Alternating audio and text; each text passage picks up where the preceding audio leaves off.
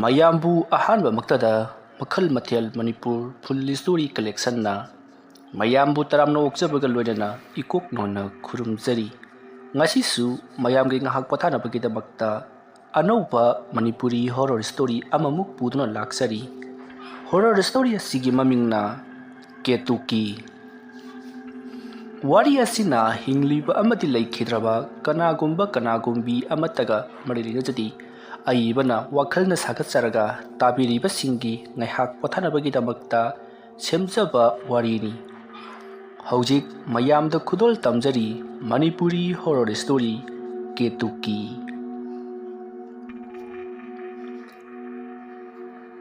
ꯅꯨꯃꯤꯗꯥꯡꯒꯤ ꯃꯇꯝꯅꯤ꯫ ꯃꯈꯣꯏ ꯈꯨꯜ ꯑꯗꯨꯗ ꯂꯩꯕ ꯃꯤꯑꯣꯏ ꯑꯅꯤꯈꯛ ꯊꯕꯛ ꯁꯨꯕ ꯆꯠꯂꯨꯕꯗꯒꯤ ꯍꯜꯂꯛꯂꯤ꯫ ꯃꯈꯣꯏ ꯑꯅꯤ ꯉꯁꯤꯗꯤ ꯊꯕꯛ ꯐꯪꯕ ꯅꯨꯃꯤꯠꯅꯤ ꯍꯥꯏꯗꯨꯅ ꯃꯈꯣꯏ ꯈꯔꯒ ꯄꯨꯟꯗꯨꯅ ꯆꯥꯛꯆꯥ ꯍꯩꯖꯥꯟꯅꯕꯒꯤꯊꯕꯛ ꯑꯃ ꯄꯥꯡꯊꯣꯛꯂꯨꯔꯒ ꯍꯜꯂꯛꯂꯤꯕꯅꯤ꯫ ꯌꯨꯁꯨ ꯈꯔ ꯉꯥꯎꯔꯤ꯫ ꯃꯈꯣꯏꯅ ꯑꯁꯨꯝ ꯂꯥꯛꯄ ꯃꯇꯝꯗ ꯃꯃꯥꯟꯅꯕ ꯑꯃꯗꯨꯅ ꯃꯇꯥꯎ, ꯑꯩꯈꯣꯏꯅ ꯈꯨꯜ ꯑꯁꯤꯗ ꯊꯦꯡꯅ ꯍꯟꯖꯜꯂꯛꯂꯤꯁꯤ ꯈ꯭ꯋꯥꯏꯗꯒꯤ ꯂꯥꯏꯕꯛ ꯊꯤꯕꯅꯤ꯫ ꯌꯨꯝ ꯌꯧꯅꯕ ꯄꯔꯞ ꯆꯠꯁꯤ꯫ ꯑꯁꯨꯝꯅ ꯍꯥꯏꯔꯛꯄ ꯑꯗꯨꯗ ꯃꯃꯥꯟꯅꯕ ꯑꯗꯨꯅ ꯀꯩꯗꯧꯔꯒꯦ? ꯈꯨꯜ ꯑꯁꯤꯗ ꯑꯩꯈꯣꯏꯅ ꯊꯦꯡꯅ ꯍꯟꯖꯜꯂꯛꯄꯗ ꯃꯄꯥ ꯀꯅꯥꯅ ꯀꯩꯗꯧꯗꯣꯔꯤꯒꯦ? ꯑꯗꯨꯃꯥꯏ ꯍꯥꯏꯅꯨꯅꯦ꯫ ꯑꯩꯈꯣꯏꯒꯤ ꯈꯨꯜ ꯑꯁꯤꯗ ꯍꯟꯗꯛ ꯃꯤꯁꯤ ꯃꯤꯅꯥ ꯃꯊꯪ ꯊꯣꯛꯏꯁꯤ ꯅꯪ ꯈꯪꯗ꯭ꯔꯣ? ꯅꯋꯥ ꯂꯧꯗꯦ꯫ ꯑꯩꯈꯣꯏꯒꯤ ꯈꯨꯜ ꯑꯁꯤꯗ ꯃꯤꯁꯤ ꯃꯤꯅꯥ ꯊꯣꯛꯑꯦꯗꯅ ꯑꯩꯉꯣꯟꯗꯒ ꯇꯧꯔꯛꯎꯅꯦ꯫ ꯑꯩꯗꯤꯅꯦ ꯃꯉꯛꯇꯣ ꯊꯗꯠꯂꯒꯅꯦ ꯏ ꯆꯨꯞꯀꯗꯕꯅꯤ꯫ ꯅꯪ ꯈꯔ ꯍꯦꯟꯖꯤꯟꯈ꯭ꯔ ꯃꯥꯜꯂꯦ꯫ ꯑꯅꯤꯗꯨ ꯍꯩꯔꯪ ꯑꯁꯨꯝ ꯂꯥꯛꯄꯅ ꯍꯧꯖꯤꯛꯇꯤ ꯕꯤꯀꯨ ꯍꯥꯏꯔꯤꯕ ꯅꯨꯄꯥ ꯑꯗꯨꯒꯤ ꯊꯣꯡꯒꯥꯜ ꯌꯧꯔꯛꯂꯕꯗ ꯏꯇꯥꯎ ꯅꯤꯒꯨ, ꯑꯩꯈꯣꯏꯒꯤ ꯂꯩꯔꯛ ꯌꯧꯔꯛꯂꯦ, ꯑꯩ ꯆꯪꯈ꯭ꯔꯒꯦ꯫ ꯅꯪꯁꯨ ꯑꯗꯨꯝꯅ ꯌꯨꯝ ꯌꯧꯅꯕ ꯆꯠꯈ꯭ꯔꯣ꯫ ꯃꯇꯝꯁꯤ ꯄꯨꯡ 10 ꯇꯥꯁꯜꯂꯛꯂꯕꯅꯤꯀꯣ꯫ ꯍꯦꯔꯥ ꯀꯤꯕꯤꯗꯦꯗ, ꯄꯨꯡꯒꯤ ꯃꯊꯧ ꯇꯥꯗꯦ ꯑꯩꯉꯣꯟꯗ, ꯑꯩ ꯆꯠꯂꯦ꯫ ꯅꯤꯒꯨꯅ ꯆꯠꯈꯤꯕꯗꯨ ꯕꯤꯀꯨꯅ ꯂꯩꯔꯛ ꯑꯁꯤꯗ ꯏꯊꯣꯝꯇ ꯆꯪꯕꯁꯤ ꯀꯤꯒꯗꯧꯔꯤꯗ, ꯈꯔ ꯉꯟꯅ ꯆꯠꯁꯦꯅ ꯍꯥꯏꯕꯅꯦꯕ, ꯌꯨꯝꯂꯛ ꯐꯥꯎꯔ ꯆꯠꯈꯤꯕ ꯍꯥꯏꯗꯨꯅꯤ꯫ ꯑꯁꯨꯝꯅ ꯕꯤꯀꯨꯗꯨꯁꯨ ꯍꯩꯔꯪ ꯂꯥꯛꯂꯤ꯫ ꯃꯇꯝ ꯑꯗꯨꯗ ꯅꯤꯒꯨꯗꯣ ꯏꯁꯩꯒ ꯉꯪꯂꯗꯅ ꯃꯌꯨꯝ ꯌꯧꯅꯕ ꯑꯁꯨꯝ ꯂꯥꯛꯄꯗ ꯃꯍꯥꯛꯀꯤ ꯃꯇꯨꯡꯗꯒꯤ ꯅꯤꯒꯨ, ꯉꯥꯏꯈꯣꯅꯦ ꯅꯪꯕꯣ꯫ ꯑꯗꯨꯝꯅ ꯍꯥꯏꯔꯛꯄꯗ ꯅꯤꯒꯨꯗꯣ ꯕꯤꯀꯨ, ꯀꯩꯗꯧꯔꯦ ꯅꯪꯗꯤ ꯑꯃꯨꯛ ꯑꯩꯒꯤ ꯅꯥꯛꯇ ꯂꯥꯛꯑꯗꯤ? ꯅꯪ ꯅꯇꯣꯝꯇ ꯆꯠꯈꯤꯕꯗꯨ ꯅꯨꯡꯉꯥꯏꯇ꯭ꯔꯗꯅ ꯑꯩ ꯏꯟꯅꯔꯛꯂꯤꯕꯅꯤꯅꯦ꯫ ꯅꯪꯗꯤ ꯀꯝꯗꯧꯕ? ꯑꯩꯒꯤ ꯋꯥꯕꯨ ꯂꯥꯛꯑꯣꯁꯦ, ꯊꯤꯟꯕꯤꯔꯝꯃꯒꯦ꯫ ꯑꯁꯨꯝꯅ ꯅꯤꯒꯨꯗꯨ ꯕꯤꯀꯨꯒ ꯄꯨꯟꯅ ꯆꯠꯃꯤꯟꯅꯔꯤ꯫ ꯅꯤꯒꯨꯅ ꯉꯁꯤꯒꯤ ꯑꯩꯈꯣꯏꯒꯤ ꯄꯥꯔꯇꯤꯗꯨ ꯐꯖꯅ ꯅꯨꯡꯉꯥꯏ, ꯈꯠꯅ ꯆꯩꯅꯕ ꯑꯃꯠꯇ ꯌꯥꯎꯗꯅ ꯂꯣꯏꯁꯤꯟꯈꯤꯕꯁꯤꯃꯗꯤ ꯁꯥꯊꯤꯅ ꯅꯨꯡꯉꯥꯏ꯫ ꯃꯊꯪꯒꯤꯗꯤ ꯑꯋꯥꯡꯂꯣꯝꯒꯤ ꯗ ꯕꯤꯅꯣꯏꯒꯤ ꯌꯨꯝꯗꯨ ꯄꯥꯏꯗꯧ ꯅꯠꯇ꯭ꯔꯣ? ꯕꯤꯀꯨ ꯀꯔꯤꯁꯨ ꯈꯨꯝꯃꯛꯇꯦ꯫ ꯅꯤꯒꯨꯅ ꯃꯗꯨꯒꯤ ꯕꯤꯅꯣꯏ ꯍꯥꯏꯕꯗꯨ ꯂꯤꯛꯇꯤ ꯂꯤꯛꯈ꯭ꯔꯕꯅꯤꯗ, ꯉꯁꯤ ꯑꯩꯈꯣꯏꯅ ꯊꯕꯛ ꯂꯣꯏꯁꯤꯜꯂꯤꯕ ꯏꯃꯨꯡꯗꯨꯒꯤꯗꯤ ꯍꯞꯇꯥ ꯀꯥꯡꯒꯤ ꯄꯤꯖꯔꯤꯕ, ꯑꯗꯣ ꯕꯤꯅꯣꯏ ꯍꯥꯏꯔꯤꯕ ꯅꯨꯄꯥꯗꯨꯒꯤꯗꯤ ꯆꯥ ꯐꯥꯎꯕ ꯄꯤꯊꯛꯅꯦꯕ, ꯊꯥꯖꯗꯦ꯫ ꯅꯤꯒꯨꯅ ꯉꯥꯡꯂꯤꯕꯗꯨ ꯁꯨꯈꯨꯝ ꯈꯨꯝꯂꯛꯇ꯭ꯔꯕ ꯑꯗꯨꯗ ꯅꯤꯒꯨꯅ ꯕꯤꯀꯨ, ꯑꯁꯨꯝꯅ ꯂꯩꯊꯣꯔꯛꯄꯗꯗꯤ ꯕꯤꯀꯨꯗꯨ ꯂꯩꯔꯝꯗ꯭ꯔꯦ꯫ ꯃꯇꯝ ꯑꯗꯨꯗ ꯅꯤꯒꯨꯅ ꯀꯗꯥꯏꯗ ꯆꯠꯈ꯭ꯔꯕꯒꯦ ꯍꯥꯏꯗꯨꯅ ꯀꯣꯏꯂꯩ ꯂꯩꯗꯨꯅ ꯆꯦꯡꯊꯣꯔꯛꯄꯗꯗꯤ ꯃꯍꯥꯛꯅ ꯆꯠꯂꯤꯕ ꯃꯥꯏꯀꯩ ꯑꯁꯤꯁꯨ ꯑꯣꯟꯅꯔꯝꯂꯦ, ꯃꯈꯣꯏꯒꯤ ꯌꯨꯝꯒꯤ ꯃꯥꯏꯀꯩꯔꯣꯝꯗ ꯑꯣꯏꯔꯝꯗ꯭ꯔꯦ꯫ ꯃꯇꯝ ꯑꯗꯨꯗ ꯅꯤꯒꯨꯅ ꯀꯔꯤꯅꯣ ꯑꯩꯅ ꯇꯧꯔꯤꯕꯁꯤꯕꯣ? ꯑꯩꯕꯨ ꯌꯨꯝ ꯃꯥꯏꯀꯩꯔꯣꯝꯗ ꯂꯥꯛꯈꯤꯕꯗꯥꯏꯅꯦ, ꯑꯗꯨꯒ ꯕꯤꯀꯨꯁꯨ ꯑꯩꯒꯤ ꯅꯥꯛꯇ ꯂꯥꯛꯈꯤꯕꯅꯤ, ꯑꯗꯨꯒ ꯃꯍꯥꯛꯅ ꯀꯗꯥꯏꯗ ꯂꯩꯍꯧꯔꯕ? ꯕꯤꯀꯨ! ꯑꯁꯨꯝꯅ ꯍꯟꯅ ꯀꯧꯔꯕꯁꯨ ꯁꯨꯡꯇꯥ ꯇꯥꯔꯛꯇꯕ ꯑꯗꯨꯗ ꯅꯤꯒꯨꯅ ꯀꯗꯥꯏꯗꯅꯣ ꯑꯩꯅ ꯂꯩꯔꯤꯕꯁꯤꯕꯨ ꯍꯥꯏꯗꯨꯅ ꯃꯍꯥꯛꯅ ꯀꯣꯏꯂꯩ ꯂꯩꯗꯨꯅ ꯆꯦꯡꯂꯛꯄꯗꯗꯤ ꯈꯪꯂꯦ꯫ ꯃꯐꯝ ꯑꯁꯤꯗ ꯑꯩ ꯉꯁꯤ ꯂꯥꯛꯂꯦꯅ ꯁꯣꯏꯗꯅ ꯑꯩꯒꯤ ꯊꯋꯥꯏ ꯃꯥꯡꯂꯔꯒꯅꯤ꯫ ꯃꯇꯧ ꯑꯁꯨꯝꯅ ꯅꯤꯒꯨꯅ ꯊꯋꯥꯏ ꯃꯥꯡꯂꯔꯒꯅꯤ ꯍꯥꯏꯗꯨꯅ ꯐꯨꯝꯕꯪꯅꯗꯨꯅ ꯃꯁꯥ ꯄꯨꯝꯅꯃꯛ ꯅꯤꯁꯥꯒ ꯂꯣꯏꯅꯕ ꯍꯟꯕ ꯃꯈꯩ ꯋꯥꯈꯜ ꯃꯪꯗꯨꯅ ꯂꯩꯔꯤꯉꯩ ꯃꯇꯝ ꯑꯗꯨꯗ ꯃꯍꯥꯛꯀꯤ ꯇꯨꯡꯗ ꯗꯨꯡ ꯀꯅꯥꯒꯨꯝꯕ ꯑꯃ ꯆꯦꯟꯈꯤ꯫ ꯅꯤꯒꯨꯗꯣ ꯇꯨꯡꯗ ꯁꯠ ꯂꯩꯊꯣꯛꯇꯨꯅ ꯌꯦꯡꯂꯨꯏ, ꯑꯗꯨꯕꯨ ꯀꯅꯥ ꯑꯃꯠꯇ ꯂꯩꯔꯝꯗꯦ꯫ ꯅꯤꯒꯨꯅ ꯑꯩꯉꯣꯟꯗꯗꯤ ꯇꯧꯔꯛꯀꯅꯨ, ꯉꯁꯤ ꯐꯥꯎꯕꯗ ꯑꯩ ꯃꯤꯉꯣꯟꯗ ꯂꯥꯜꯂꯛꯇ꯭ꯔꯤꯕ ꯃꯤꯑꯣꯏ ꯑꯃꯅꯤ, ꯑꯩꯉꯣꯟꯗ ꯑꯗꯨꯝ ꯇꯧꯔꯛꯀꯅꯨ ꯑꯗꯨꯝꯅ ꯍꯥꯏꯔꯤꯉꯩ ꯃꯇꯝ ꯑꯗꯨꯗ ꯈꯪꯍꯧꯗꯦ ꯃꯍꯥꯛꯀꯤ ꯃꯈ꯭ꯋꯥꯡ ꯑꯗꯨꯗ ꯀꯅꯥꯒꯨꯝꯕ ꯑꯃꯅ ꯄꯥꯏꯔꯒ ꯁꯣꯔꯣ ꯁꯣꯔꯣ ꯂꯥꯛꯇꯨꯅ ꯆꯤꯡꯈꯤ ꯃꯇꯝ ꯑꯗꯨꯗ ꯅꯤꯒꯨꯗꯣ ꯈꯔ ꯆꯦꯟꯊꯣꯛꯇꯨꯅ ꯆꯠꯂꯕ ꯃꯇꯨꯡꯗ ꯂꯩꯕꯥꯛꯇ ꯎꯞꯁꯤꯟꯗꯨꯅ ꯇꯥꯏ ꯑꯗꯨꯕꯨ ꯈꯪꯍꯧꯗꯦ ꯃꯈꯣꯡ ꯑꯗꯨ ꯄꯥꯏꯗꯨꯅ ꯑꯃꯨꯛꯀꯁꯨ ꯁꯣꯔꯣ ꯁꯣꯔꯣ ꯂꯥꯛꯇꯨꯅ ꯀꯣꯏꯆꯤꯡ ꯆꯤꯡꯂꯤ ꯑꯗꯨꯒ ꯂꯝꯕꯤꯒꯤ ꯃꯄꯥꯟꯗ ꯂꯩꯔꯤꯕ ꯁꯣꯡꯂꯕ ꯇꯤꯡꯈꯪ ꯁꯝꯕꯜꯂꯩ ꯃꯔꯛ ꯑꯗꯨꯗ ꯃꯍꯥꯛꯄꯨ ꯀꯣꯏꯆꯤꯡ ꯆꯤꯡꯗꯨꯅ ꯄꯨꯔꯤ ꯇꯤꯡꯈꯪꯁꯤꯡ ꯑꯗꯨꯅ ꯃꯁꯥ ꯄꯨꯝꯅꯃꯛ ꯁꯦꯒꯥꯏꯕ ꯑꯃꯗꯤ ꯇꯤꯡꯈꯪꯁꯤꯡ ꯑꯗꯨ ꯃꯁꯥ ꯌꯥꯟꯊꯠꯈꯤꯕꯒꯤ ꯃꯆꯤꯟ ꯇꯨꯝꯂꯕꯁꯤꯡ ꯑꯗꯨꯅ ꯃꯁꯥ ꯄꯨꯝꯅꯃꯛ ꯃꯐꯨꯠ ꯊꯤꯟꯗꯣꯛꯇꯨꯅ ꯃꯍꯥꯛ ꯏꯍꯤꯡ ꯅꯥꯍꯤꯡ ꯁꯥꯕꯇ ꯅꯠꯇꯅ ꯒ꯭ꯌꯥꯟ ꯃꯥꯡꯗꯨꯅ ꯂꯩꯃꯥꯏꯗ ꯇꯥꯔꯤ ꯑꯁꯤꯒꯤ ꯃꯇꯨꯡ ꯕꯤꯀꯨ ꯑꯗꯨꯁꯨ ꯃꯍꯥꯛꯀꯤ ꯃꯌꯨꯝ ꯌꯧꯅꯕ ꯄꯔꯞ ꯑꯁꯨꯝ ꯂꯥꯛꯄꯗ ꯂꯩꯔꯛ ꯑꯗꯨꯗꯒꯤ ꯈꯔ ꯆꯠꯂꯒ ꯊꯣꯡꯒꯥꯜ ꯑꯃ ꯂꯩ ꯍꯥꯏꯔꯤꯕ ꯊꯣꯡꯒꯥꯜ ꯑꯁꯤ ꯆꯪꯈ꯭ꯔꯕ ꯃꯇꯨꯡꯗ ꯃꯈꯣꯏꯒꯤ ꯌꯨꯝꯒꯤ ꯊꯣꯡꯒꯥꯜ ꯇꯥꯒꯗꯧꯔꯤꯕꯅꯤ ꯊꯣꯡꯒꯥꯜ ꯑꯗꯨꯗ ꯃꯍꯥꯛꯅ ꯍꯦꯛ ꯆꯪꯁꯤꯜꯂꯛꯄꯒ ꯃꯍꯥꯛꯅ ꯀꯩꯅꯣ ꯑꯩꯅ ꯆꯠꯂꯤꯕꯁꯤꯗꯤ ꯀꯩꯅꯣꯅꯦ ꯍꯧꯖꯤꯛꯇ ꯑꯩꯒꯤ ꯃꯔꯨꯞ ꯅꯤꯒꯨꯒ ꯑꯩꯒ ꯋꯥꯔꯤ ꯁꯥꯟꯅ ꯂꯥꯛꯈꯤꯕꯅꯤ ꯅꯤꯒꯨꯅ ꯀꯗꯥꯏ ꯆꯠꯈ꯭ꯔꯕ ꯃꯍꯥꯛꯅ ꯑꯩ ꯊꯤꯟꯕꯤꯔꯝꯒꯦ ꯍꯥꯏꯗꯨꯅ ꯂꯥꯛꯈꯤꯕꯅꯤ ꯀꯩꯅꯣ ꯁꯤꯗꯤ ꯅꯤꯒꯨꯅꯤꯅꯦ ꯅꯤꯒꯨ ꯑꯁꯨꯝꯅ ꯕꯤꯀꯨꯅ ꯅꯤꯒꯨꯅ ꯇꯥꯔꯤꯕ ꯑꯗꯨꯗ ꯆꯪꯁꯤꯟꯗꯨꯅ ꯃꯍꯥꯛꯄꯨ ꯀꯧꯔꯤ ꯑꯗꯨꯕꯨ ꯁꯨꯈꯨꯝ ꯈꯨꯝꯂꯛꯇꯦ ꯏꯍꯤꯡ ꯅꯥꯍꯤꯡ ꯁꯥꯅ ꯃꯃꯥꯏ ꯃꯃꯤꯠ ꯄꯨꯝꯅꯃꯛ ꯏꯅ ꯇꯞ ꯇꯥꯕ ꯃꯈꯩ ꯂꯩꯔꯝꯂꯤꯕ ꯁꯛꯇꯝ ꯑꯗꯨ ꯎꯕꯗ ꯕꯤꯀꯨꯗꯤ ꯄꯥꯈꯠꯃꯟꯈꯤꯕꯅ ꯃꯌꯨꯝ ꯂꯣꯝꯗ ꯆꯦꯟꯅꯅꯕ ꯍꯣꯠꯅꯔꯛꯄꯗ ꯅꯤꯒꯨꯅ ꯈꯪꯍꯧꯗꯅ ꯃꯍꯥꯛꯀꯤ ꯃꯈꯣꯡꯗ ꯌꯥꯜꯂꯛꯄꯗꯒꯤ ꯃꯍꯥꯛ ꯎꯞꯁꯟꯗꯨꯅ ꯇꯨꯏ ꯃꯃꯥꯏ ꯑꯗꯣ ꯁꯠ ꯂꯩꯈꯠꯇꯨꯅ ꯌꯦꯡꯂꯛꯄꯗꯗꯤ ꯅꯤꯒꯨꯗꯣ ꯃꯃꯤꯠꯇꯤ ꯎꯏꯁꯜꯂꯤ ꯑꯗꯨꯒ ꯃꯃꯥꯏ ꯃꯃꯤꯠ ꯄꯨꯝꯅꯃꯛ ꯏꯍꯤꯡ ꯅꯥꯍꯤꯡ ꯁꯥꯅ ꯃꯁꯥꯗꯒꯤ ꯁꯤꯟꯊꯔꯛꯄ ꯏꯅ ꯃꯈꯣꯡꯗꯒꯤ ꯐꯥꯎꯊꯔꯛꯇꯨꯅ ꯂꯩꯃꯥꯏ ꯄꯨꯝꯅꯃꯛ ꯏꯅ ꯄꯨꯡꯉꯥꯡ ꯉꯥꯡꯂꯤ मधु उबदा बिकुदी हौगतुना सेवा फाउबा ngamdre masa punamak nikkibana masidagidi niguna changsillatuna amukasu bigudo makhong paiduna ngasai mahakpu chingkhiba atuga chap manana mahakpu soro soro laktuna singli asomna soro soro laktuna singdaba matungda makhona thabak suba chatpada sijinnaba makoigi mangaksamda yaliba khudai aduna masa mato matumta kisennarai मखोई अखंदे लोइना मक्ताई करिनो इखुने तौरिबसिउ हाइदुना अदुबु मखोईगी मखुत मसा पुनमक कनागुम्ब अमना फाजिंदुना थमखिबगुम मसा मतोमता किसी कीख्रे मदुगे मतुंगदा बिगु अमदि निगु मखोई अनिमक मखोइना किरिबा खुदै अदो मतोन अदुदा कनागुम्ब अमना पायरगा सिंगबगुम सोरो सोरो लाक्तुना सिंख्रगा मफम अदुता हौबा हाइनौ पाम्बि अमकी हाइथरकवा मसा अमता सिंखतुना यांखतुना थनमी असमने यांखतुना थमखिबदुदा बिगु अमते निगु फ्रिंग फ्रिंग काउदुना मरै सांगा तिंथोक्तुना ममित लाउथोक्तुना मफम मदुमकदा थवाई मांगली मथंगी अयुक्नी खुल अदुदा लैरिबा मी पुनमक लोइन हौगनरकली मखोइन हौगनरकपदा हाइनरिबसी हाइनौ पाम्बी मखोंगदा मियोय अनि थौरी यादुना लैरमले हाइदुना वा वा लाउनरखी थिरमलिबा मियोय अदो निगु अमदि बिकुनी हाइबा खंगलक्लबदा मखोय इमुंगी मियोय सिंग लाक्तुना कप लाउदुना येंगरी मतुगा मखोय मियोय खरा तौदुना हौजिक्ति हाइनौ पाम्बी अदुगी मथक्तगी लौथख्रे मसिगी मतुंगदा खुल अदुगी मियाम पुनमकना हाइनै करिनो अखोय खुल असिदा हंदक तरोक्लिबसिबो नुमिदांगी मतमदा अमम अथेंगदा चटपा मतमदा नाइतोम चटपा बी सटपदी लारदना अनि पुन्न चटलबा फावबदा असुमना तौरे मदुदी अखोय करी तौसे हाइबनो खुल्लसिदा अमाइबा अमाइबी मरांग काने लैरिबनी मखोयनसु थिंगबदो मंगमद्रे नत्ति अखोयबु खुल्लसि थदोक्लगा चटलसि हाइरिब्रो अदुमना हाइरकपदा ना खरना खुल्लसिदा तौरिबसे अमाइबा अमाइबी सिंगना हाइबदा खुल्लसिदा हना लेरंबा मियोय अमना अतोप खुलमदगी काबलकपनेना हाइ मदुगी मियोयदो अखोय चितुक्तबा यादबनी महाकपु हेक फंगबगा लेमना थारोय महाकसो अखोय मयाम चंगदना हाइनौ पाम्बी असिगी मखोंग असिदा थौरी यादुना हाटकदबनी हय मियोय अदुना अखोयना मतौ क्रमना खंगदोरिबनो खुरा होय अदुगिदि कमाय खंगुदिनो माइबा माइबिदा हंगगा खंग पोतुबो मखोयना ngamba ngaktani adumna haidaringay khul aduda hojikti mi ado poloidabadi yadabanina bikusu mahake lekai da pukhre aduga nigusu mahake lekai da pukhre matamadu da ahal sing haini mamangi matamda mama macha anido ikhoina tanthuk pikibani ꯃꯈꯣꯏ ꯑꯅꯤꯒꯤ ꯋꯥ ꯂꯩꯀꯥꯏ ꯑꯁꯤꯒꯤ ꯃꯤ ꯀꯅꯥꯃꯠꯇꯅ ꯇꯥꯕꯤꯈꯤꯗꯕꯅꯤ꯫